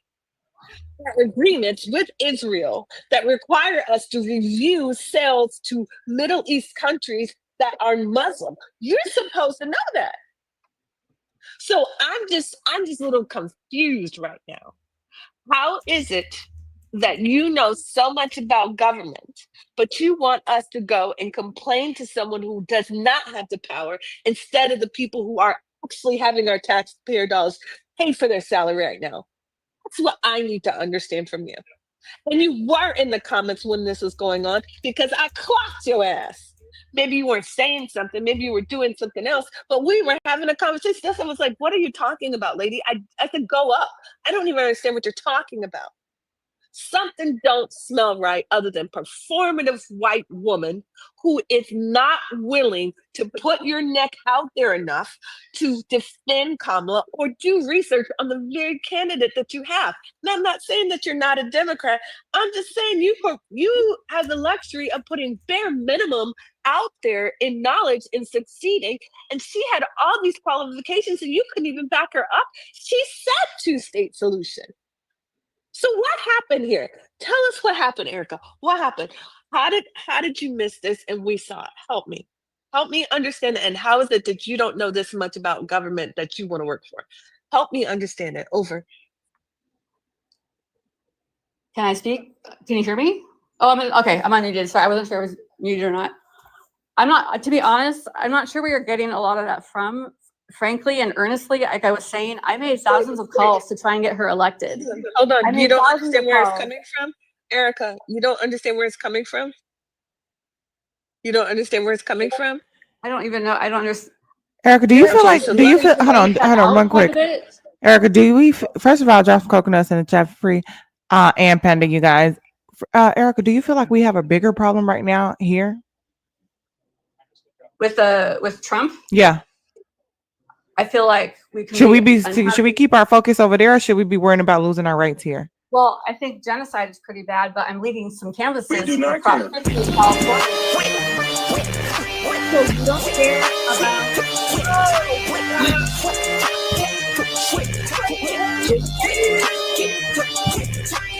Drop some motherfucking coconut for Mo in the chat! Girl! What the fuck are you talking about? That's why Kamala wrote in her book, I can't even trust these niggas.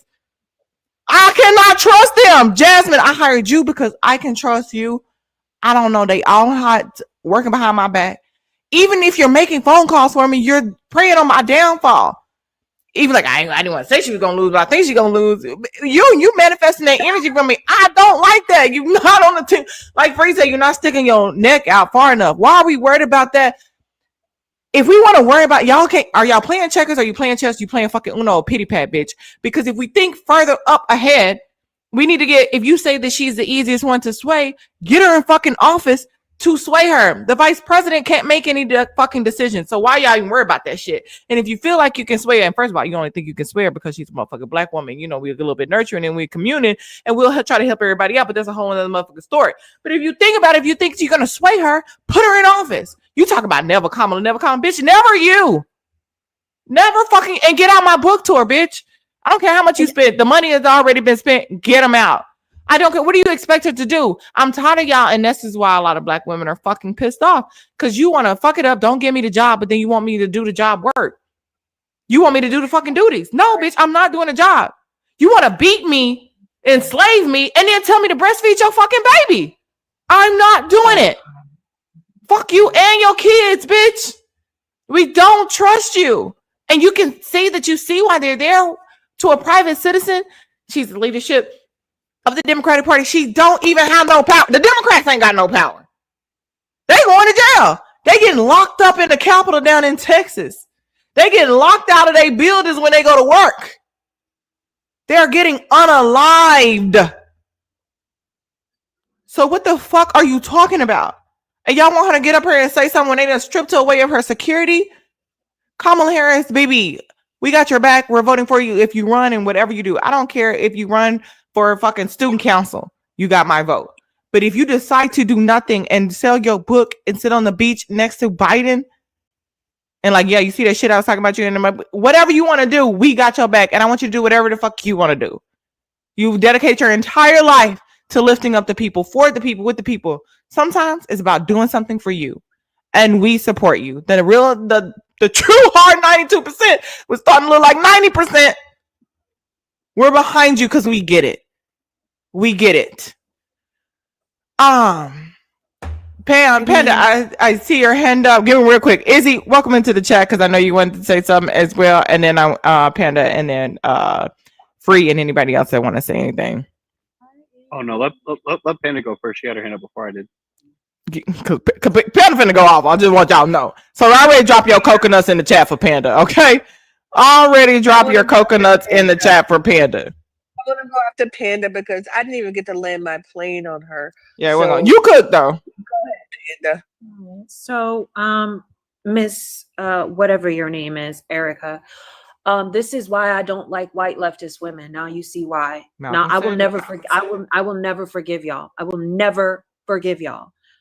You sat here and said that you think that we should be focusing on genocide is more important, but you don't care about the genocide in your own country and apartheid in your own country that the UN has classified that Black Americans are still actively living under a genocide and an apartheid. And it's been going on for 400 years that you contribute to because you are a white American woman. You were in here starting fires. And instead of taking the water that you have to put out the fires that you started, in your own fucking house and in Black people's houses in this country as a white woman who benefits from white tea supremacy and white privilege, you are using that water and telling us to go fuck ourselves and going to throw it out on somebody else and while being anti-Black as fuck. That's crazy to me that you can overlook apartheid in your own country that has been ongoing for 400 years and that you contributed to with your talking points. And now you have endangered people like myself, people like Jessica, people like Bernard, people like Free. All right. Black women are now having to escape this country because of women like you. And last but not least, I wonder where the fuck you were when Hillary Clinton was running. Where the fuck were you when Bill Clinton was president? Where the fuck were you when George Bush Sr. and George Bush Jr. were president? Where the fuck were you when HR was being passed, HR 815, which was passed back in 2024, where were you calling Republican Barresso from Wyoming, Republican from Blackburn from Tennessee, Republican from Boozman from Arkansas, Republican Braun from Indiana, Republican Britt from Alabama, Republican Brown from Ohio, Republican Bud from North Carolina, Republican Capito from West Virginia, Republican Cassidy from Louisiana, and the list goes on. But guess who's not on this list? Guess who's not on this list? Does anyone want to take a guess as who is not on this list? And let me just do a quick summary. Kamala for you Harris. guys, okay? Yes, and let me summarize what the bill is for. Okay, it's an Israel's Security Supplemental Appropriations Act. Is that 2022? 2024. 2024. And there was another one in 2016, Free. And on top of that, back in 2016, they extended what was this here? Let me go back and go. Oh, wait. It was approved in 2024, but when was it written?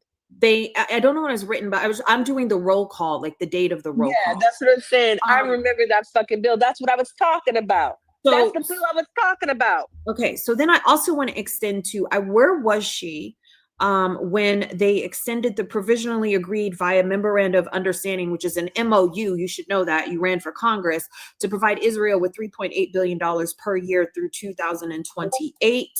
And then after October 7, 2023, they enacted legislation providing at least $12.5 billion in direct military aid. Where were you then? And then you look like a woman that was at least 45 or 50. It's hard for me to tell with white women, y'all start losing your collagen at 19. But where were you in the past 20 years? I'm going to give you 40. So I'm going to give you like 22 years of voting as a white woman. Where were you with each presidential candidate that ran that was backed by AIPAC? Because every presidential candidate that has ran has been supportive of Israel, right? And also, where are you calling out and actively trying to get rid of AIPAC out of our system? All I see you is attacking Black women, using white supremacy talking points and microaggressions against Black women, and being a typical white woman and calling the victimizing, and then taking no responsibility for your contribution to the genocide of Black bodies in your own country. So respectfully, I don't care if you're casing for a bill or we don't want you. Please get away from us. You are a demon. You are a snake in the grass. We don't need you. You are toxic. You are dangerous to us. Please stop working on our behalf and instead work on unpacking your anti-Blackness and your white tea supremacy, because you white leftist liberals got us all the way fucked up. And we're not going to make the mistake in midterms or in 2028 of letting y'all run with the narrative, because we're not doing this anymore with y'all. We not. Thank you so much, Panda. Izzy, go ahead, Lon. Oh no, Free said you wanted to drop your No, Oslo has to run. Oh, okay, yeah, Oslo. First of all, can I just some cock notes for Oslo, because I feel like he's just really been a good little therapy mascot, like y'all guys saying. That was cute. How you doing, Oslo? Thank you so much. This whole TikTok experiment that I'm on is because, like Jeff said, we do our best work when we are doing joyful resistance. So this whole mission that I'm on for the past 3 or 4 months, however long I've been on TikTok, has been to bring joy to these spaces like this. So just being here, I think the left, we do our best work when we're doing so joyfully, and we tell our best message when we're doing so, and we feel good about what we're saying. So that's my whole game. So thank you for having me. I love you all very much. One of these times I'll give a longer story about why I call myself a pragmatic progressive. Okay, perfect. I would love to one of hear those things it. I'll do that. But for now, I got to run, and I love you all so much. So Much thank love. You for Thank having you me. so much, Panda. Not Panda, Oslo. I seen the panda over there. My bad, y'all. Have mercy. Oh my goodness. I'm hollering. Free, you said you wanted to land your plane and say something, then Izzy, and then Well, Panda kind of laid some of it for me, because I was Okay. going to mention that bill, and that I was part. I knew that bill was what I was trying to express before, that specific bill, and I just don't understand this.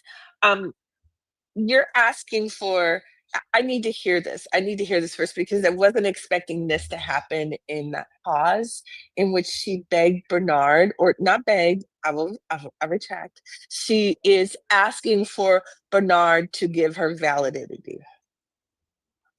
Bernard apparently holds the magic key, and I'm not going to speak ill of him, to saving your white ass right now. Because I'm going to be honest with you, Erica. It's giving performative, and the reason that I don't think you get it, you know what, I know you don't get it. You don't get it. Your rhetoric regarding why I almost didn't vote for her. Here's the thing: if you're running for an official position, and you're willing to say fuck it all, fuck women's rights here, fuck Black women's rights, fuck the rainbow community, kids getting there after school, fuck being able to keep a democracy running, fuck veteran benefits, all for Gaza. Because if you run in government, you literally understand that if we cannot get a democracy to continue working, Gaza won't matter. We won't have the power to help them. But please, by all means, Bernard, she is screaming your name like you have the magic fucking touch for a big O. I need to hear you, brother. What do you guys say in all this? And before I you get can't started, Eric, I just want you to know, I mean, respectfully, and we respect Bernard for sure. There's nothing you can do to say. You said what you wanted to say. We are not going off of you about like what we think. We're reacting off of the things that you said out of your own mouth. Simple. You are a Democrat. You said you were a Democrat, and I'm not saying that you're not a Democrat. Nobody's calling you MAGA. You said you campaign for her, and I took what you said at face value, and I took it as truth.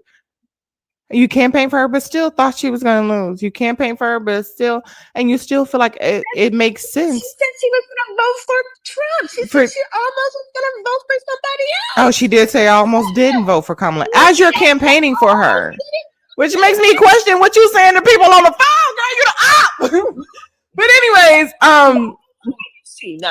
Bernard, and we love you, we respect you, and Bernard for Congress, you guys. I know, guys. Look, I would never come in your space and disrespect you. Just you know me better than that. Mhm. I don't want nobody ever coming into you guys' space and disrespecting you. Black women have sacrificed for the greater good time and time again throughout this country. We are putting the needs. You guys put the needs of others above your own personal needs, above the personal needs of yourselves time and time again. And I'm the last person that's gonna ever side against anything with black women. I was raised by a black woman. My wife is a black woman. Like black women I wouldn't be where I am today if it wasn't for black women. So you got the wrong one. I can't do it. Literally, respectfully, like, potential And I say it colleague, respectfully too. and I told her, I say, look, you cannot come in these spaces and think you're going to disrespect these women. They have been through a lot. They have been through a lot and seen a lot of things, and they were really, really let down last year.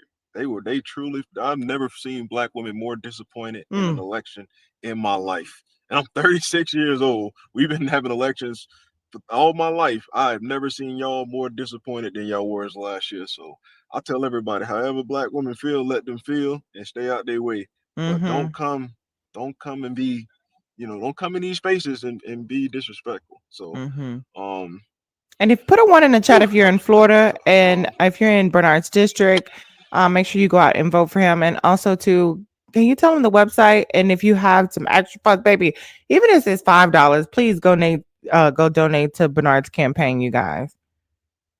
Hey, Bernard, before you do anything, can you follow one person? Because we just survived the rapture, and I see that you're following 666 people just for the sake of an omen. Can you You got to follow one extra person so it could be 667. Please, brother, we just survived the rapture. Yes, they said website, please. Please give them the website for sure. Jesse, I got you. Give me 2 seconds. He's got to go. He may be going to get While he's something on the thing, Jess, can I just say one thing? Yes, of that course. I wonder if the panel's noticed. Not one time did this whole white woman mention Sudan or Congo. Not one time. Not one time. Panda, do me a favor, because I know you recorded. If I'm in any of the recordings, please, for You're your not. voice sake, just keep them to yourself, man. I got you. If my I photo got was in there, just keep them to yourself, I got please, and you. thank you. 'Cause For you, I got you. we already fighting the uphill battle. Yes, yeah. I'm Always so look drunk out for the brothers. Okay. I didn't even realize you were on the panel, so that's never going to be released. I got you. The fact that we're Again, let me see, we're moving forward, and as we continue to, y'all done fucked up and let us really get into politics. If y'all want to look at any type of glass half full or even almost, a little bit of something in there, y'all done fucked up and let us really get into politics and pushed us into politics. Now every day we're opening our eyes and we are seeing what the fuck is going on. Now we know how to move. Now a lot more people are like, oh, I gotta run for something. I see this girl, she barely got a GED. She done failed her GED twice and she in Congress.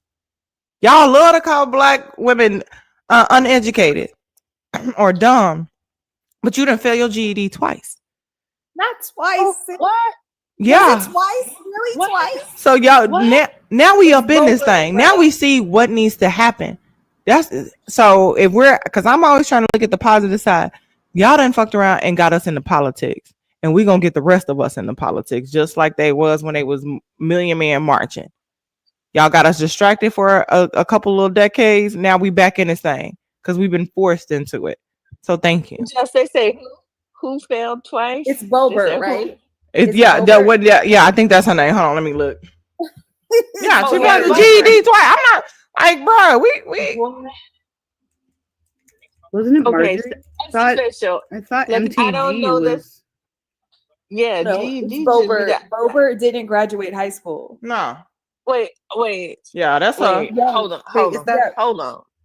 It is. So I now remember y'all that. you done did it. You done did it. Next year I'm gonna run. I can't. Yeah, I didn't everybody move go to on this out there. state. I don't know this state. I don't know. I'm trying to learn this state, but I'm gonna put it this way. Even if I had to learn this state as I went along, I at least can read sentences, and read coherently and have a comprehension level that puts me above Bober. So I won't be the bottom of the barrel. Damn it. I feel like we should I'm a all run for run blue. free. And she I got think the we should all- GED just a few months before she won her seat. I can't. So she was I already can't. planning to run before she even had the GED. I In can't. jest, I think we should all run, but I think I'm we running. should all run because Laura Loomer. I think we should all specifically Yes. and intentionally Oh my speak in God. AAVE, and we should all wear box braids just to piss them off. Just to piss them off. I can't. Because you know That part. Panda, I Oh, wore box braids once, hold up. and I jumped in the pool, and they were all floating at the top of the water. What you got short hair? Because that sound like me. I got short hair, so they came When I out. was younger, it was shoulder length, but it just slides off. It just slid off my head. I Phoenix. saw all my children floating in the water. Oh, my bad. 1 second. Phoenix, she got the GED just months before she's born in 1986. She got her GED just months before she won office in 2020. Yeah, she Y'all. had kids in high school. She had kids out of wedlock in high school too. And they love to talk about us, but they're like, well, what about your baby dads? But that's a whole nother story. Izzy, welcome in. How you doing? How you feeling? I'm blessed and highly favored. I know that's right. No, I was just wanting to say to Erica, because she said that she got the book today. Ma'am, it has been on audiobook, free on Spotify for the last 24 hours. Why didn't you go listen to it? I've been listening to it all day between passengers because I drive for Uber. I'm not about to Shout out to you. Get that money, honey. I'm not about to put myself in a situation with a passenger where either I'm not getting tipped or I'm putting myself in a dangerous situation by listening to that while I have smart. I'm in North Texas. It's not always safe out here at all. I'm gonna pull some quotes directly from her book. Granted, these are gonna be paraphrased, but she gave pushback to Biden on how he handled the Gaza situation. There were people protesting at her rally, at her first rally. And the one question she had was, why the fuck aren't y'all at Trump's protesting him? So this performative bullshit about, oh, well, we care about Gaza. No, the fuck y'all don't. Exactly. Hey, D-Step. Exactly, y'all. I know at the end of the live stream, whoever's in here, my top 1, 2, and 3 get entries into the end of the month raffle. And the actual physical copy of Kamala Harris's book will be a part of that raffle package, just so you guys know. So if you're number 1 at the end, you get 3 entries. Number 2 will get 2 entries. And number 3 will get 3 entries. Again, I'll be pulling that from the very end of the live stream. So if you end up being number 1, but then you leave and I don't see you at the end, then you don't get that entry. But I appreciate you and all your love and support. How you doing, D-Step? We have Ivan. Oh, hold on really quick. Bernard, can we get the website if you're available really quick so they can donate where they can donate to? Yes, the website is bernardtaylorforcongress.org. The link is also in the bio on the profile page. It's bernardtaylorforcongress.org. Just I have arrived at my destination. It has been a very long day. I've been up since 6 Get you a.m. some yesterday. rest so I'm you up can ready. get up and fight the good fight tomorrow.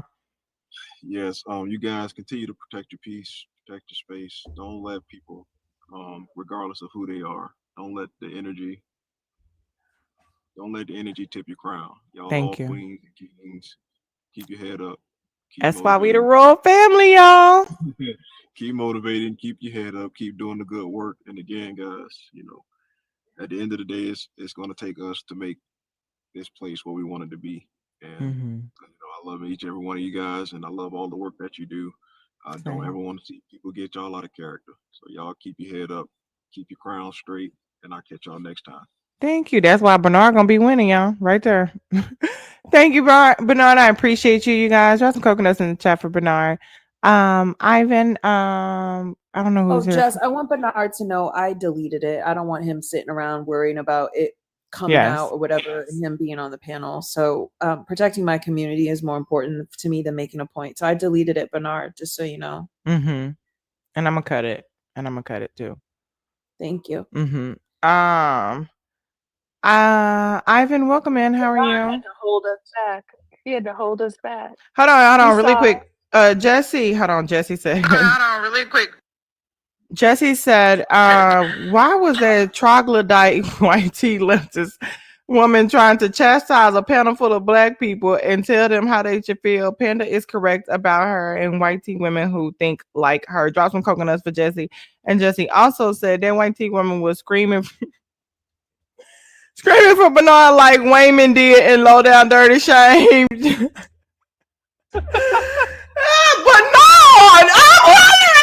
I forgot about that part. Low Down Dirty Shame is one of my favorite movies. Bernard! Why you do that, Shane? Oh my god, I'm fucking dying! Oh my god. Okay. I love us. I love being black. It's so okay. Oh my god. If I have to do it all over again, I'm doing it the same way. So let me take 5 off, y'all. We got $42 left in tonight's daily go. I appreciate y'all for being here. Oh, give me a follow if you let me do that. Give me a follow if you guys have not done so. Top screen. Let's get up to. Are we at 100K? I can't see at the moment. Let's get up to 100K before we get out of here. We have four more Besselmans. Then I'm gonna do one big gift goal. We're gonna get out of here. If everybody send $5, we can go ahead and knock out the daily night goal of $42 left. And then we can go ahead and get up out of here, you guys. I almost didn't even go live. But my friends was like, bitch, I'm playing Monopoly Go. I ain't doing nothing. I'm there if you there. They said, let's do it. So we in this bitch and we had a good time. Ivan. Welcome, man.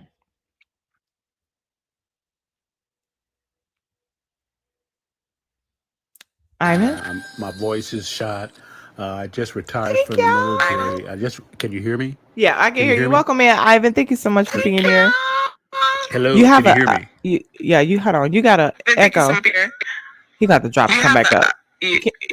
Kenny, you gotta airplane mode that and come back up. Yeah, airplane mode and come back up, you guys. Well, I'm like, shit, let's get it down. Kenny, welcome in. How are you? Hey, what's up? How you doing? I am blessed and highly favored. I can't complain. It's seeing that woman was triggering to me because she reminds me of those people like that quote unquote best friend that says she's your best friend but goes around talking shit about you at the same time. You know what I'm saying? She's one of them kind of people that say, I got you. It gives you money and then goes around telling everybody how broke you are. That's the kind of disingenuous vibes I got from her. I mean, these are the same kind of people that sat out because they were mad that Joe Biden stepped down. These are the same disingenuous, performative people that throw the rock and hide their hands, all the while saying that I got you. And, Come on now, preach.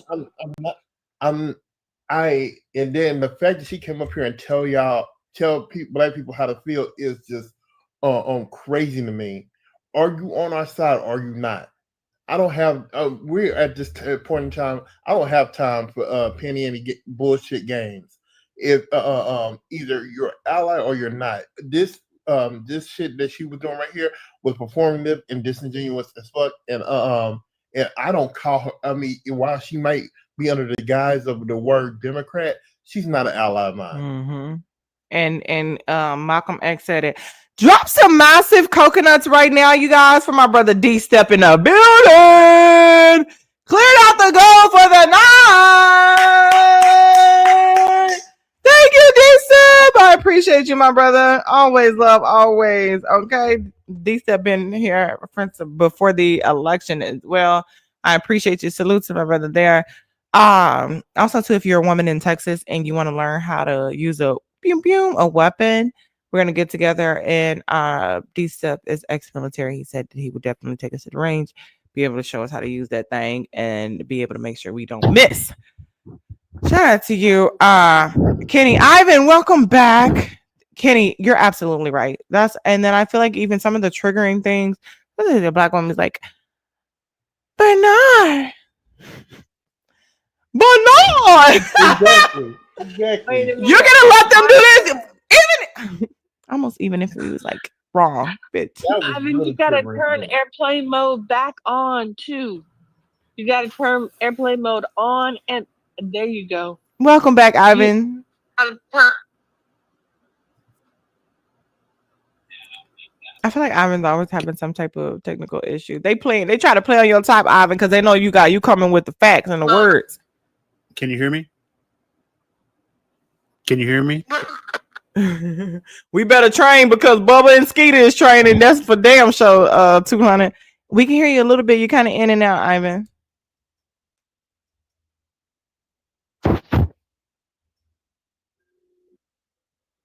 Yeah, is that better? A little bit. Go ahead. Say what you gotta say. Thank you, Panda. Is that a little bit? It's a little bit better. Say what you gotta say. Thank you, Panda. Yeah. Hey, thanks, Jess, for bringing me up. Free. I love you, girl. Listen, I retired from the military over the weekend on the 20th.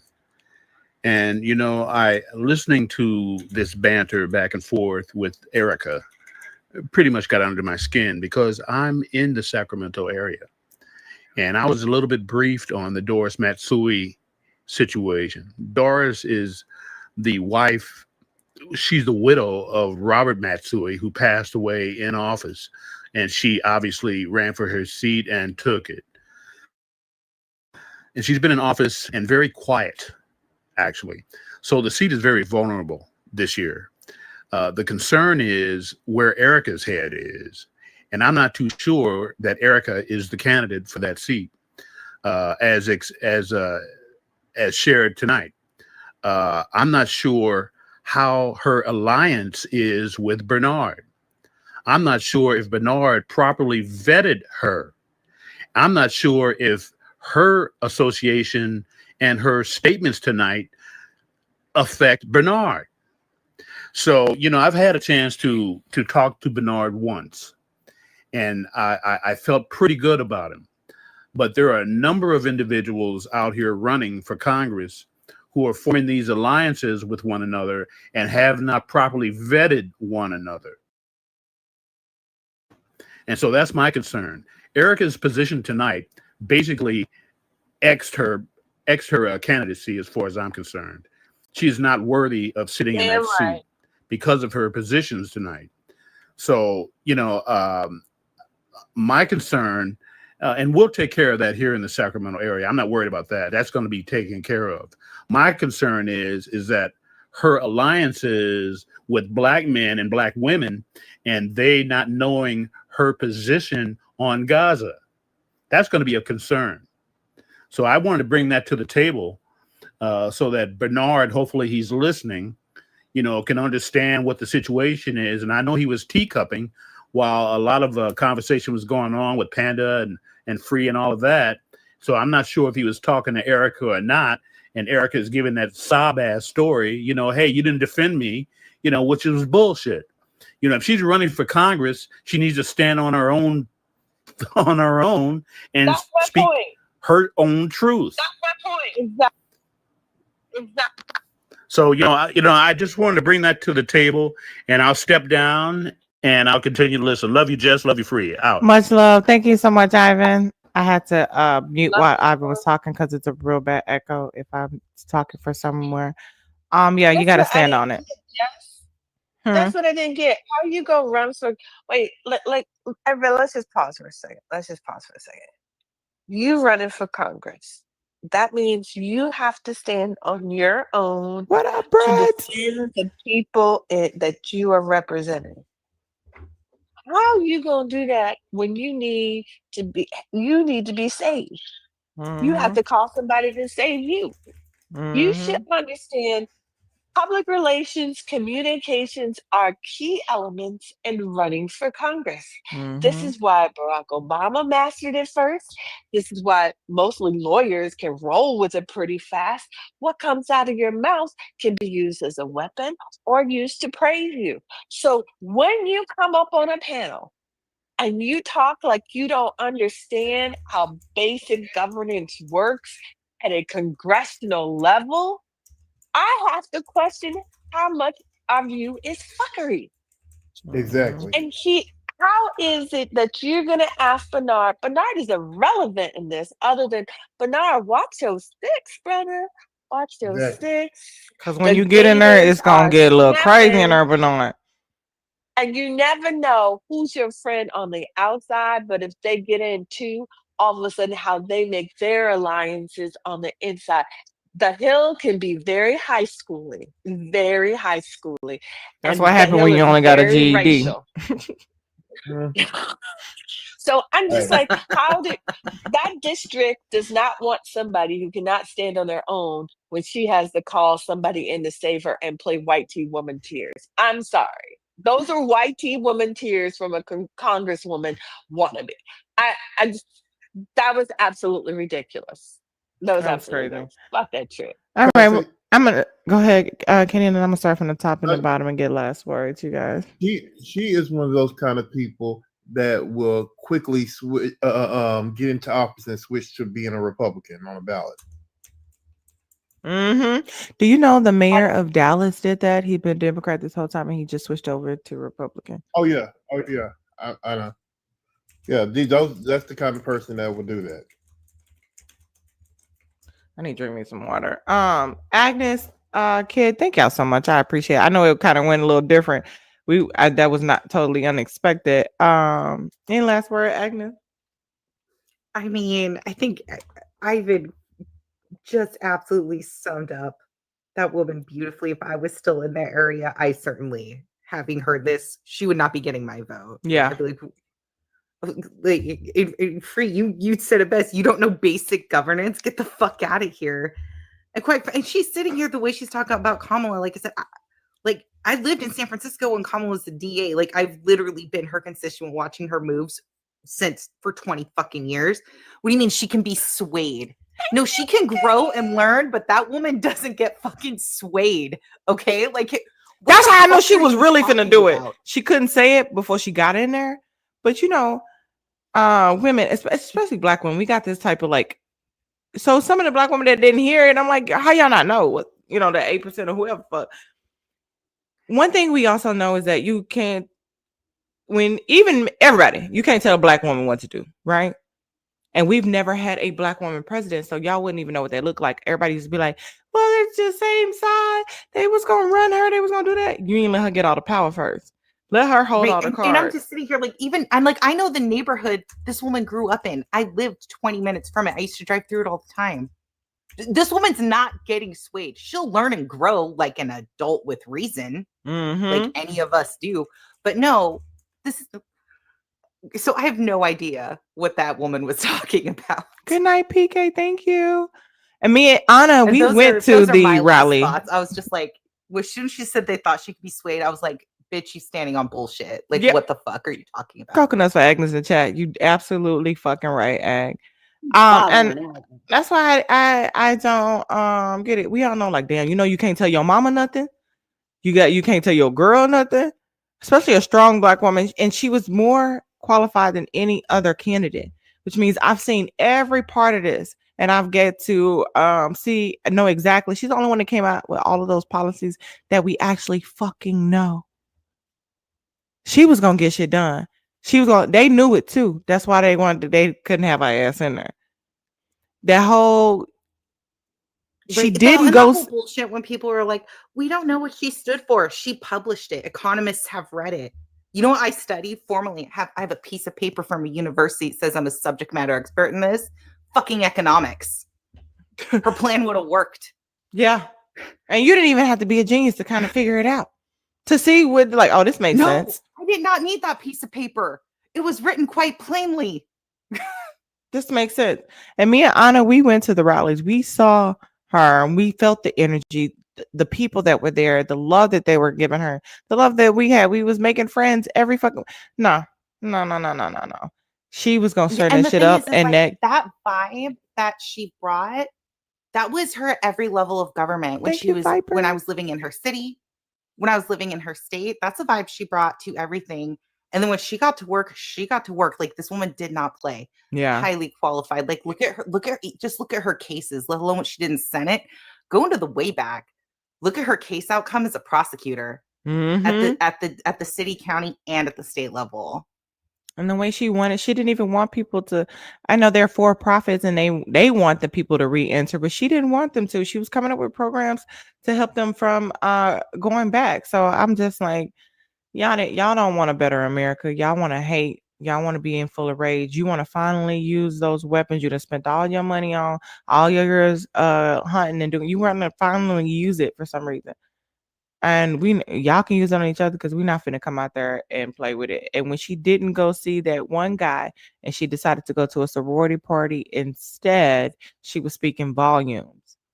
She was speaking volumes because she's a prosecutor. And when she got in there, anyways, thank you so much, Ag. I appreciate you. Oh, I appreciate you too. Thank you for having me. No worries. Thank you. Kenny, any last words? Yeah, I just want to say, people like that, all so-called allies, are always looking to have Black people perform for them. We always have to prove that we're good enough to be in their spaces. Always have to prove that we're good enough to get their vote. Always have to prove that we're good enough just to stand shoulder to shoulder. And I don't have the time and I don't have the patience. Yep.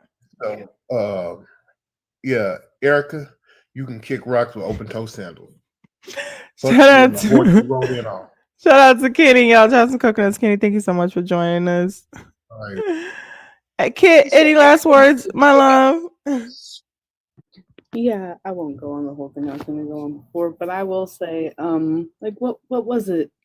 People that look like me. Was it that she had a 84-page document very clearly laying out exactly what she was going to do and how she was going to do it?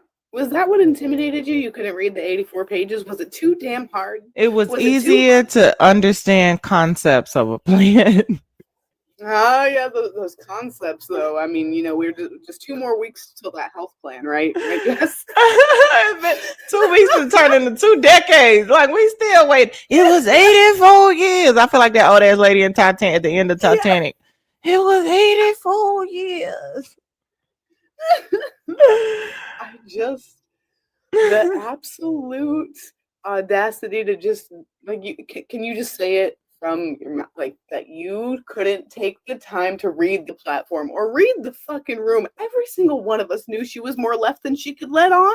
You can't say the shit that we want her to say while she's up there. Like, use your brain, please, for the love of whatever you believe in. Like, seriously, she couldn't say it. She couldn't say, I want more than a 2-state solution, but I can't say exactly what I'm gonna do until I'm in there to fucking do it. Y'all do not give women enough credit. Y'all do not give Black women enough credit. And the fact that you could sit there and think that she wasn't gonna absolutely save this God's forsaken country to the best of her ability is beyond me. Just please stop. Just please stop acting like you read anything or that you know how politics work. It's okay. A lot of us are still learning. There's little bits and pieces that a lot of us don't know that even hold these platforms. It's okay to be learning, but maybe keep your mouth closed while you're doing it. I agree. W Coconuts in the chat for Kid. Thank you so much for joining us. Oh, tomorrow we'll be back on White People, What Made You Start Deconstructing. If you want to come back, you're welcome as well. And Agnes, if you're in here and you would like to discuss it too, you're welcome to come back too. Thank you. Izzy, any last words? Izzy. Yeah. Anyone who hasn't started 107 days, go start that shit right after this live. Same. I'm gonna be listening to it while I'm in the shower, on my way to the gym, and everywhere I go. And again, you said you're gonna be listening to it in between. Yeah, don't do it while people are in the car for sure. So you're already smart not to be doing that. Yeah. I'm gonna be honest. It has me in my feels a lot because I'm just like, man, we could have had this amazing woman as our president. I need to make a shirt that said, I'm gonna tell Hector to make a shirt that said we could have had Kamala. we could have had Kamala. But yeah, go read that. And anyone who is the same complexion as me, do me and everyone else a favor. Stop trying to argue with the 92%. Thank you so much. Drop some coconuts for Izzy in the chat. Thank you, Izzy. I appreciate you. Love you guys. And give Izzy a follow, guys, if you ain't done so either. Panda. Any last words, darling? So you ate every tonight. single time, huh? You ate Thank tonight. you. I know that Free and yourself understand what I mean by this, and every Black woman that is watching this. I'm so fucking tired, bro. I'm traumatized. I'm tired. I'm fucking angry. And I'm tired of being angry, right? Like I would like to be at peace, but it's like not possible. But I will say this, women like Erica proved my point of my Black grandmother that raised me with this concept and has been telling me this since I can remember. Black woman raised in Louisiana, sharecropper's daughter, father. We spit hot fire! Let's go! Why didn't it say, oh my God? It's supposed to say, oh my God. I gotta check that notification. But thank you, Ella. Drop some Mickey coconuts in the chat for LM and this. That is our last gift goal of the night. We hit all our goals tonight. So I just want to say, can everybody put coconuts in the chat and W Royal Family? W Royal Family, thank y'all so much. We have knock that shit out together tonight. So I just want to say thank you. I love y'all. So and her father, my great grandfather, fought in World War II only to come back to a country that not only denied his GI Bill application, but 6 months later he was strange fruited from a tree. Wow. So, and she always raised me, now lives in Southeast Texas in the Golden Triangle. And she always told me that conservative women come with bells and whistles. You always know where they're in the room. You can plan accordingly. And always, it's like your battles, what battles you're going to have to fight with conservative women consistently over and over again. You can plan your exit strategy, your fight strategy. You can even avoid them if you want to. And she always warned me about liberal white women. She didn't call them leftist women. She called them liberal white women because she said these were the women when she was younger that were watching and standing back and watching white women spit on children trying to desegregate schools and did absolutely nothing about it. And she says that they are enemies in disguise because they do not come with bells and whistles and they hide behind this as Jamal says, virtue signaling, but my grandmother says is that they are your friend and they're out here fighting the good fight. But meanwhile, they're spies, right? And they're disguised and they're very, very dangerous. And I didn't really understand what she said because it just didn't make sense to me until the older I got and I paid attention to it. And especially it really came to fruition this past election and watching what I watched during the election and the movement of Never Kamala, and then seeing the look of total fear and then guilt in my grandmother's face when she lost. The fear of, I've been here before, I know what this is, but that fear was for her grandchildren, my cousins and myself. And then the guilt was her feeling like she had let us down. Like we've put you back in this situation when the goal was for us to make sure that you never had to go through what we had to go through, and you're going to go through this. Like, she told us, like, this is going to be your reality, and I can't get you out of it, right? I can only prepare you for it. And I don't think you white women understand the amount of generational trauma that causes, what that causes for those of us to witness our grandparents who literally, my grandmother didn't register to vote until she was 35 years old, because registering to vote in the state of Louisiana at that time could be a death sentence for her. Yep. Right? Yep. So watching this woman have to spend her like, she's 86 years old now, right? And having to live in fear at 86 years of age after putting up the good fight, raising all 4 of her children in Jim Crow, Texas, Southeast Texas, 10 minutes away from Lake Charles, Louisiana, right? Having people come to her home when my mother was pregnant with me, threatening her and her children. And just everything she went through, and then realizing that this woman has never had an ounce of peace as a Black woman in this country, and having to listen to people like Erica who contribute to that shit every day and don't even care to fight it, and would rather go and fight it somewhere else in another country than in her own country where she's contributing it to. And I just don't, and you will never understand the generational trauma that causes, and how painful it is. And I'll just say this, maybe that's why you guys lose your collagen and elasticity in your skin, because the amount of stress that you cause us Black women, the amount of pain, the history of what you've done, the segregation and slavery lasted as long as it lasted and was cruel as it was because of women that look like you. And now we're going through it again because of women that look like you. So just do us a favor, right? And take off the fucking mask and show us who you are, because we're tired. We're tired.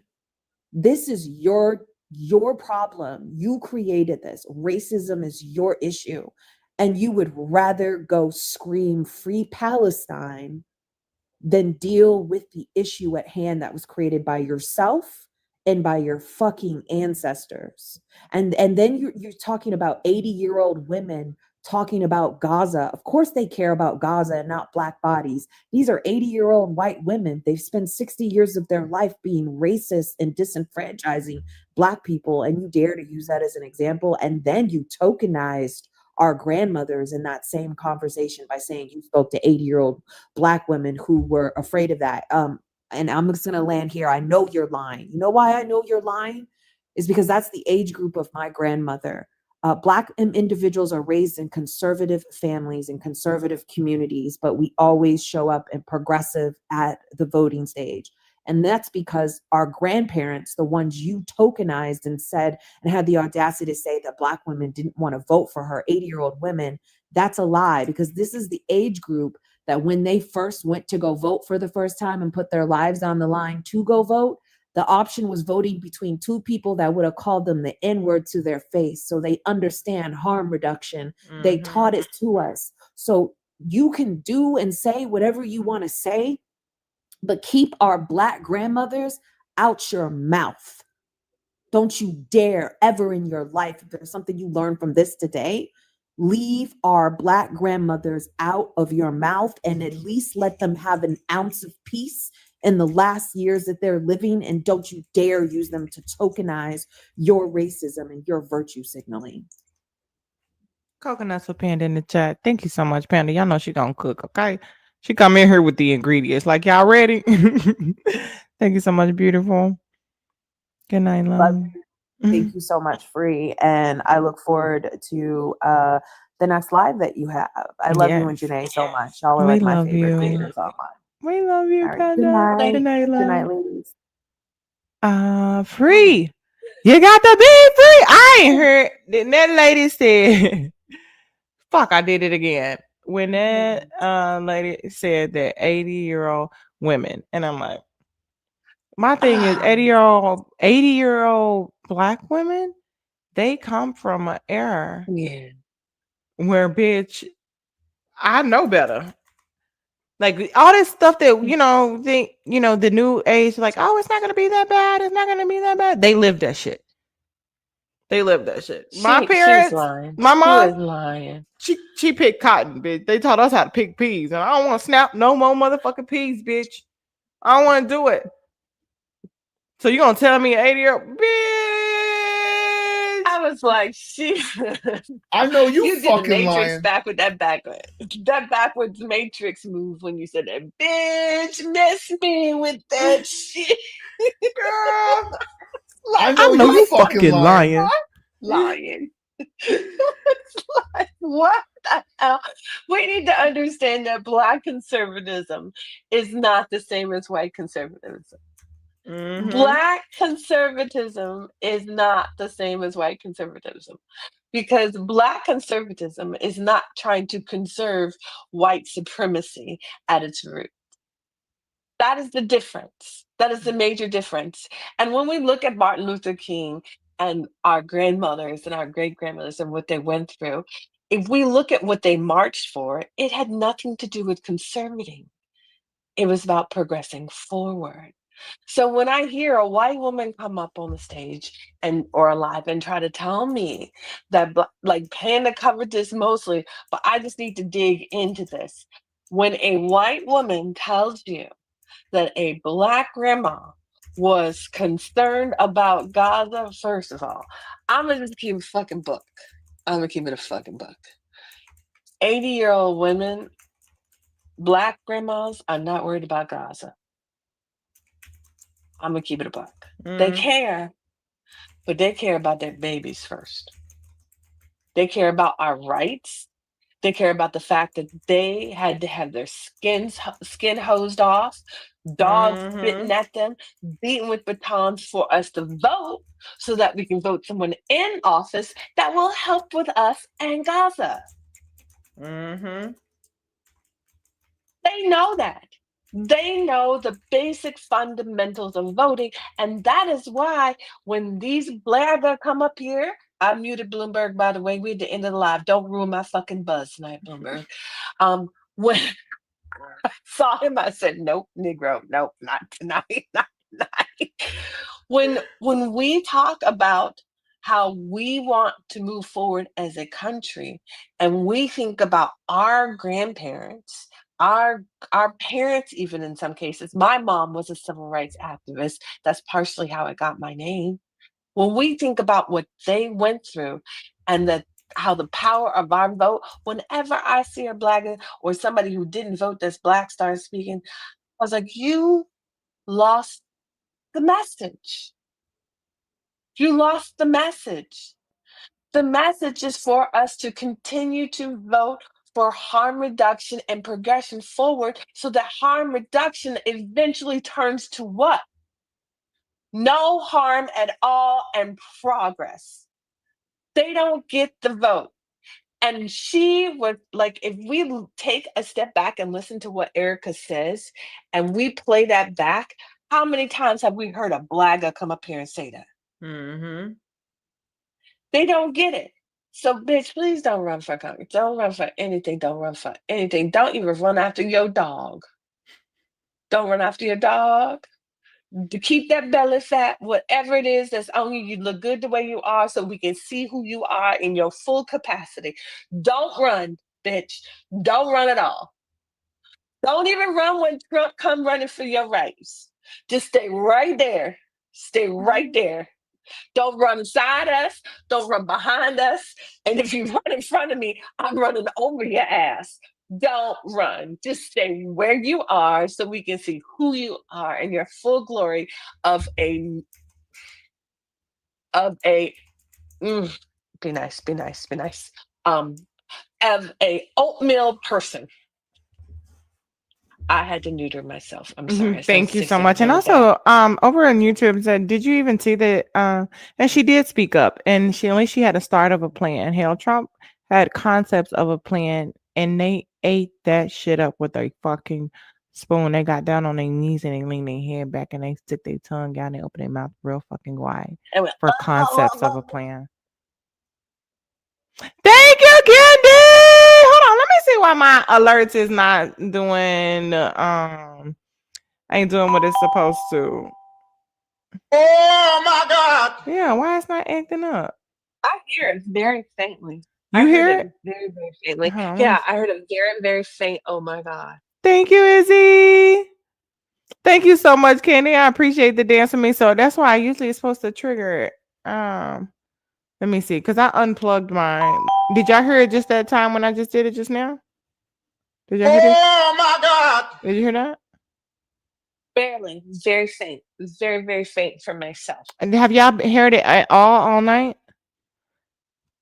Because I almost missed our you know how we have one big GIF at the end? I almost missed it because it didn't say, oh my God. Yeah, nobody's heard it all night. I heard it perfect. But yeah, somebody, if you have it, somebody throw something 500 coins or more. And let me see if it's working. No, but seriously, it's supposed to trigger it. So when Candy threw that dance with me, it should have said, oh my God. I don't know why it didn't. Oh my God. Oh, there we go. There we go. We heard it that time. Thank you. Y'all know I got. Baby, you're a firework. Come on, make it colors first. Make them go up, up, up. Bruh. Okay. Thank you so much, Free. I appreciate you for coming up here and cooking as well. Good night. I love you. I appreciate you, Queen. And congratulations and much love and positivity to all of your endeavors coming up. Thank you. Thank I'm gonna you. run for Congress next year. I don't have a choice. Oh, because we spent hot fire. That always makes me think of my breath in the morning. Girl, because sometimes I'll be like, I'm like, God damn, Jess. Shut the fuck up. Just sit here for a second until you go brush your teeth. Cause shit. Oh my God. Thank you so much. Y'all drop some coconuts in the chat for Free. I appreciate you. First of all, Free, I know you ain't here. Shout out to my number 1, 2, and 3. LM, you got 3 entries. Monique, you got 2, and Free, you got 1 as well tonight because you were the third person, our number 3 in tonight's top 3. I appreciate you guys for holding down the royal family, holding down the live stream, getting us litty like a titty. Thank y'all for all of the words that you said coming up, and just everybody that donated, everybody that gifted, from the rose to the hoes. Sharing the live, tapping the screen, everybody engaged in the conversation. It was very interesting. It turned a little different or whatever. Now I'm working on this the Royal Family store, right? So we can have like a shopping thing, so we can get Royal Family merch, as well as I'll have something different for We Are What's Left as well, though. But I just want to be able to, like, when we do our giveaways at the end, have like a little Royal Family merch packet. But I do know one thing that's going to be in the giveaway at the end is the physical hard copy of Kamala Harris's book. Guys, if you guys know, I love a good book, whether it's on audio, and then the books that I read on audio, I listen on audio. I like to get the hard copy and put it in my bookshelf because I want my bookshelf to be full of books that I have read. You know what I'm saying? So I'm reading a book called Sell or Be Sold, and just how it's applicable to life. Some of the shit I be like, bitch. But I get, if you keep on reading, it be like, hey, come around. So that's what it is. Anyways, I just want to say also too, thank you, YouTube. Y'all was over here. Thank you for the engagement. Thank y'all for hanging out tonight. Subscribe if you have not subscribed already, and make sure that you tap the screen. Hit the thumbs up button. Now, also to all my royal family members, I put a link in the Discord, or you can just go to my YouTube. I have a playlist called Live. You can literally just push it, push the play all button so I can play one right after another, so we can get our hours up for the transition when it happens. Because when it goes to, I'm a TikTok fan, and I love you TikTok from China, not TikTok from the US. So we will not be downloading the new shit. All right. Are you coming on tomorrow? Yes. We will pretty much be on every day. I'm going to message that guy. I went into his live today, the one that we lost the battle to. Y'all, he was getting his ass whooped in his battle today. Like, they didn't get more than like 36 points in one of his, on like a couple of them. So him and the same guy was battling these two white dudes, and one of the white dudes was at a TikTok party, and they was talking shit, whooping their ass, and they was just quiet the whole time. Then they whooped their ass. There wasn't even no snipe at the end. We be ready, baby. The whole royal family, okay? We bringing the whole family. It's gonna be Avengers in this whole. Y'all lucky I ain't still got that Black Panther outfit. So, hold on.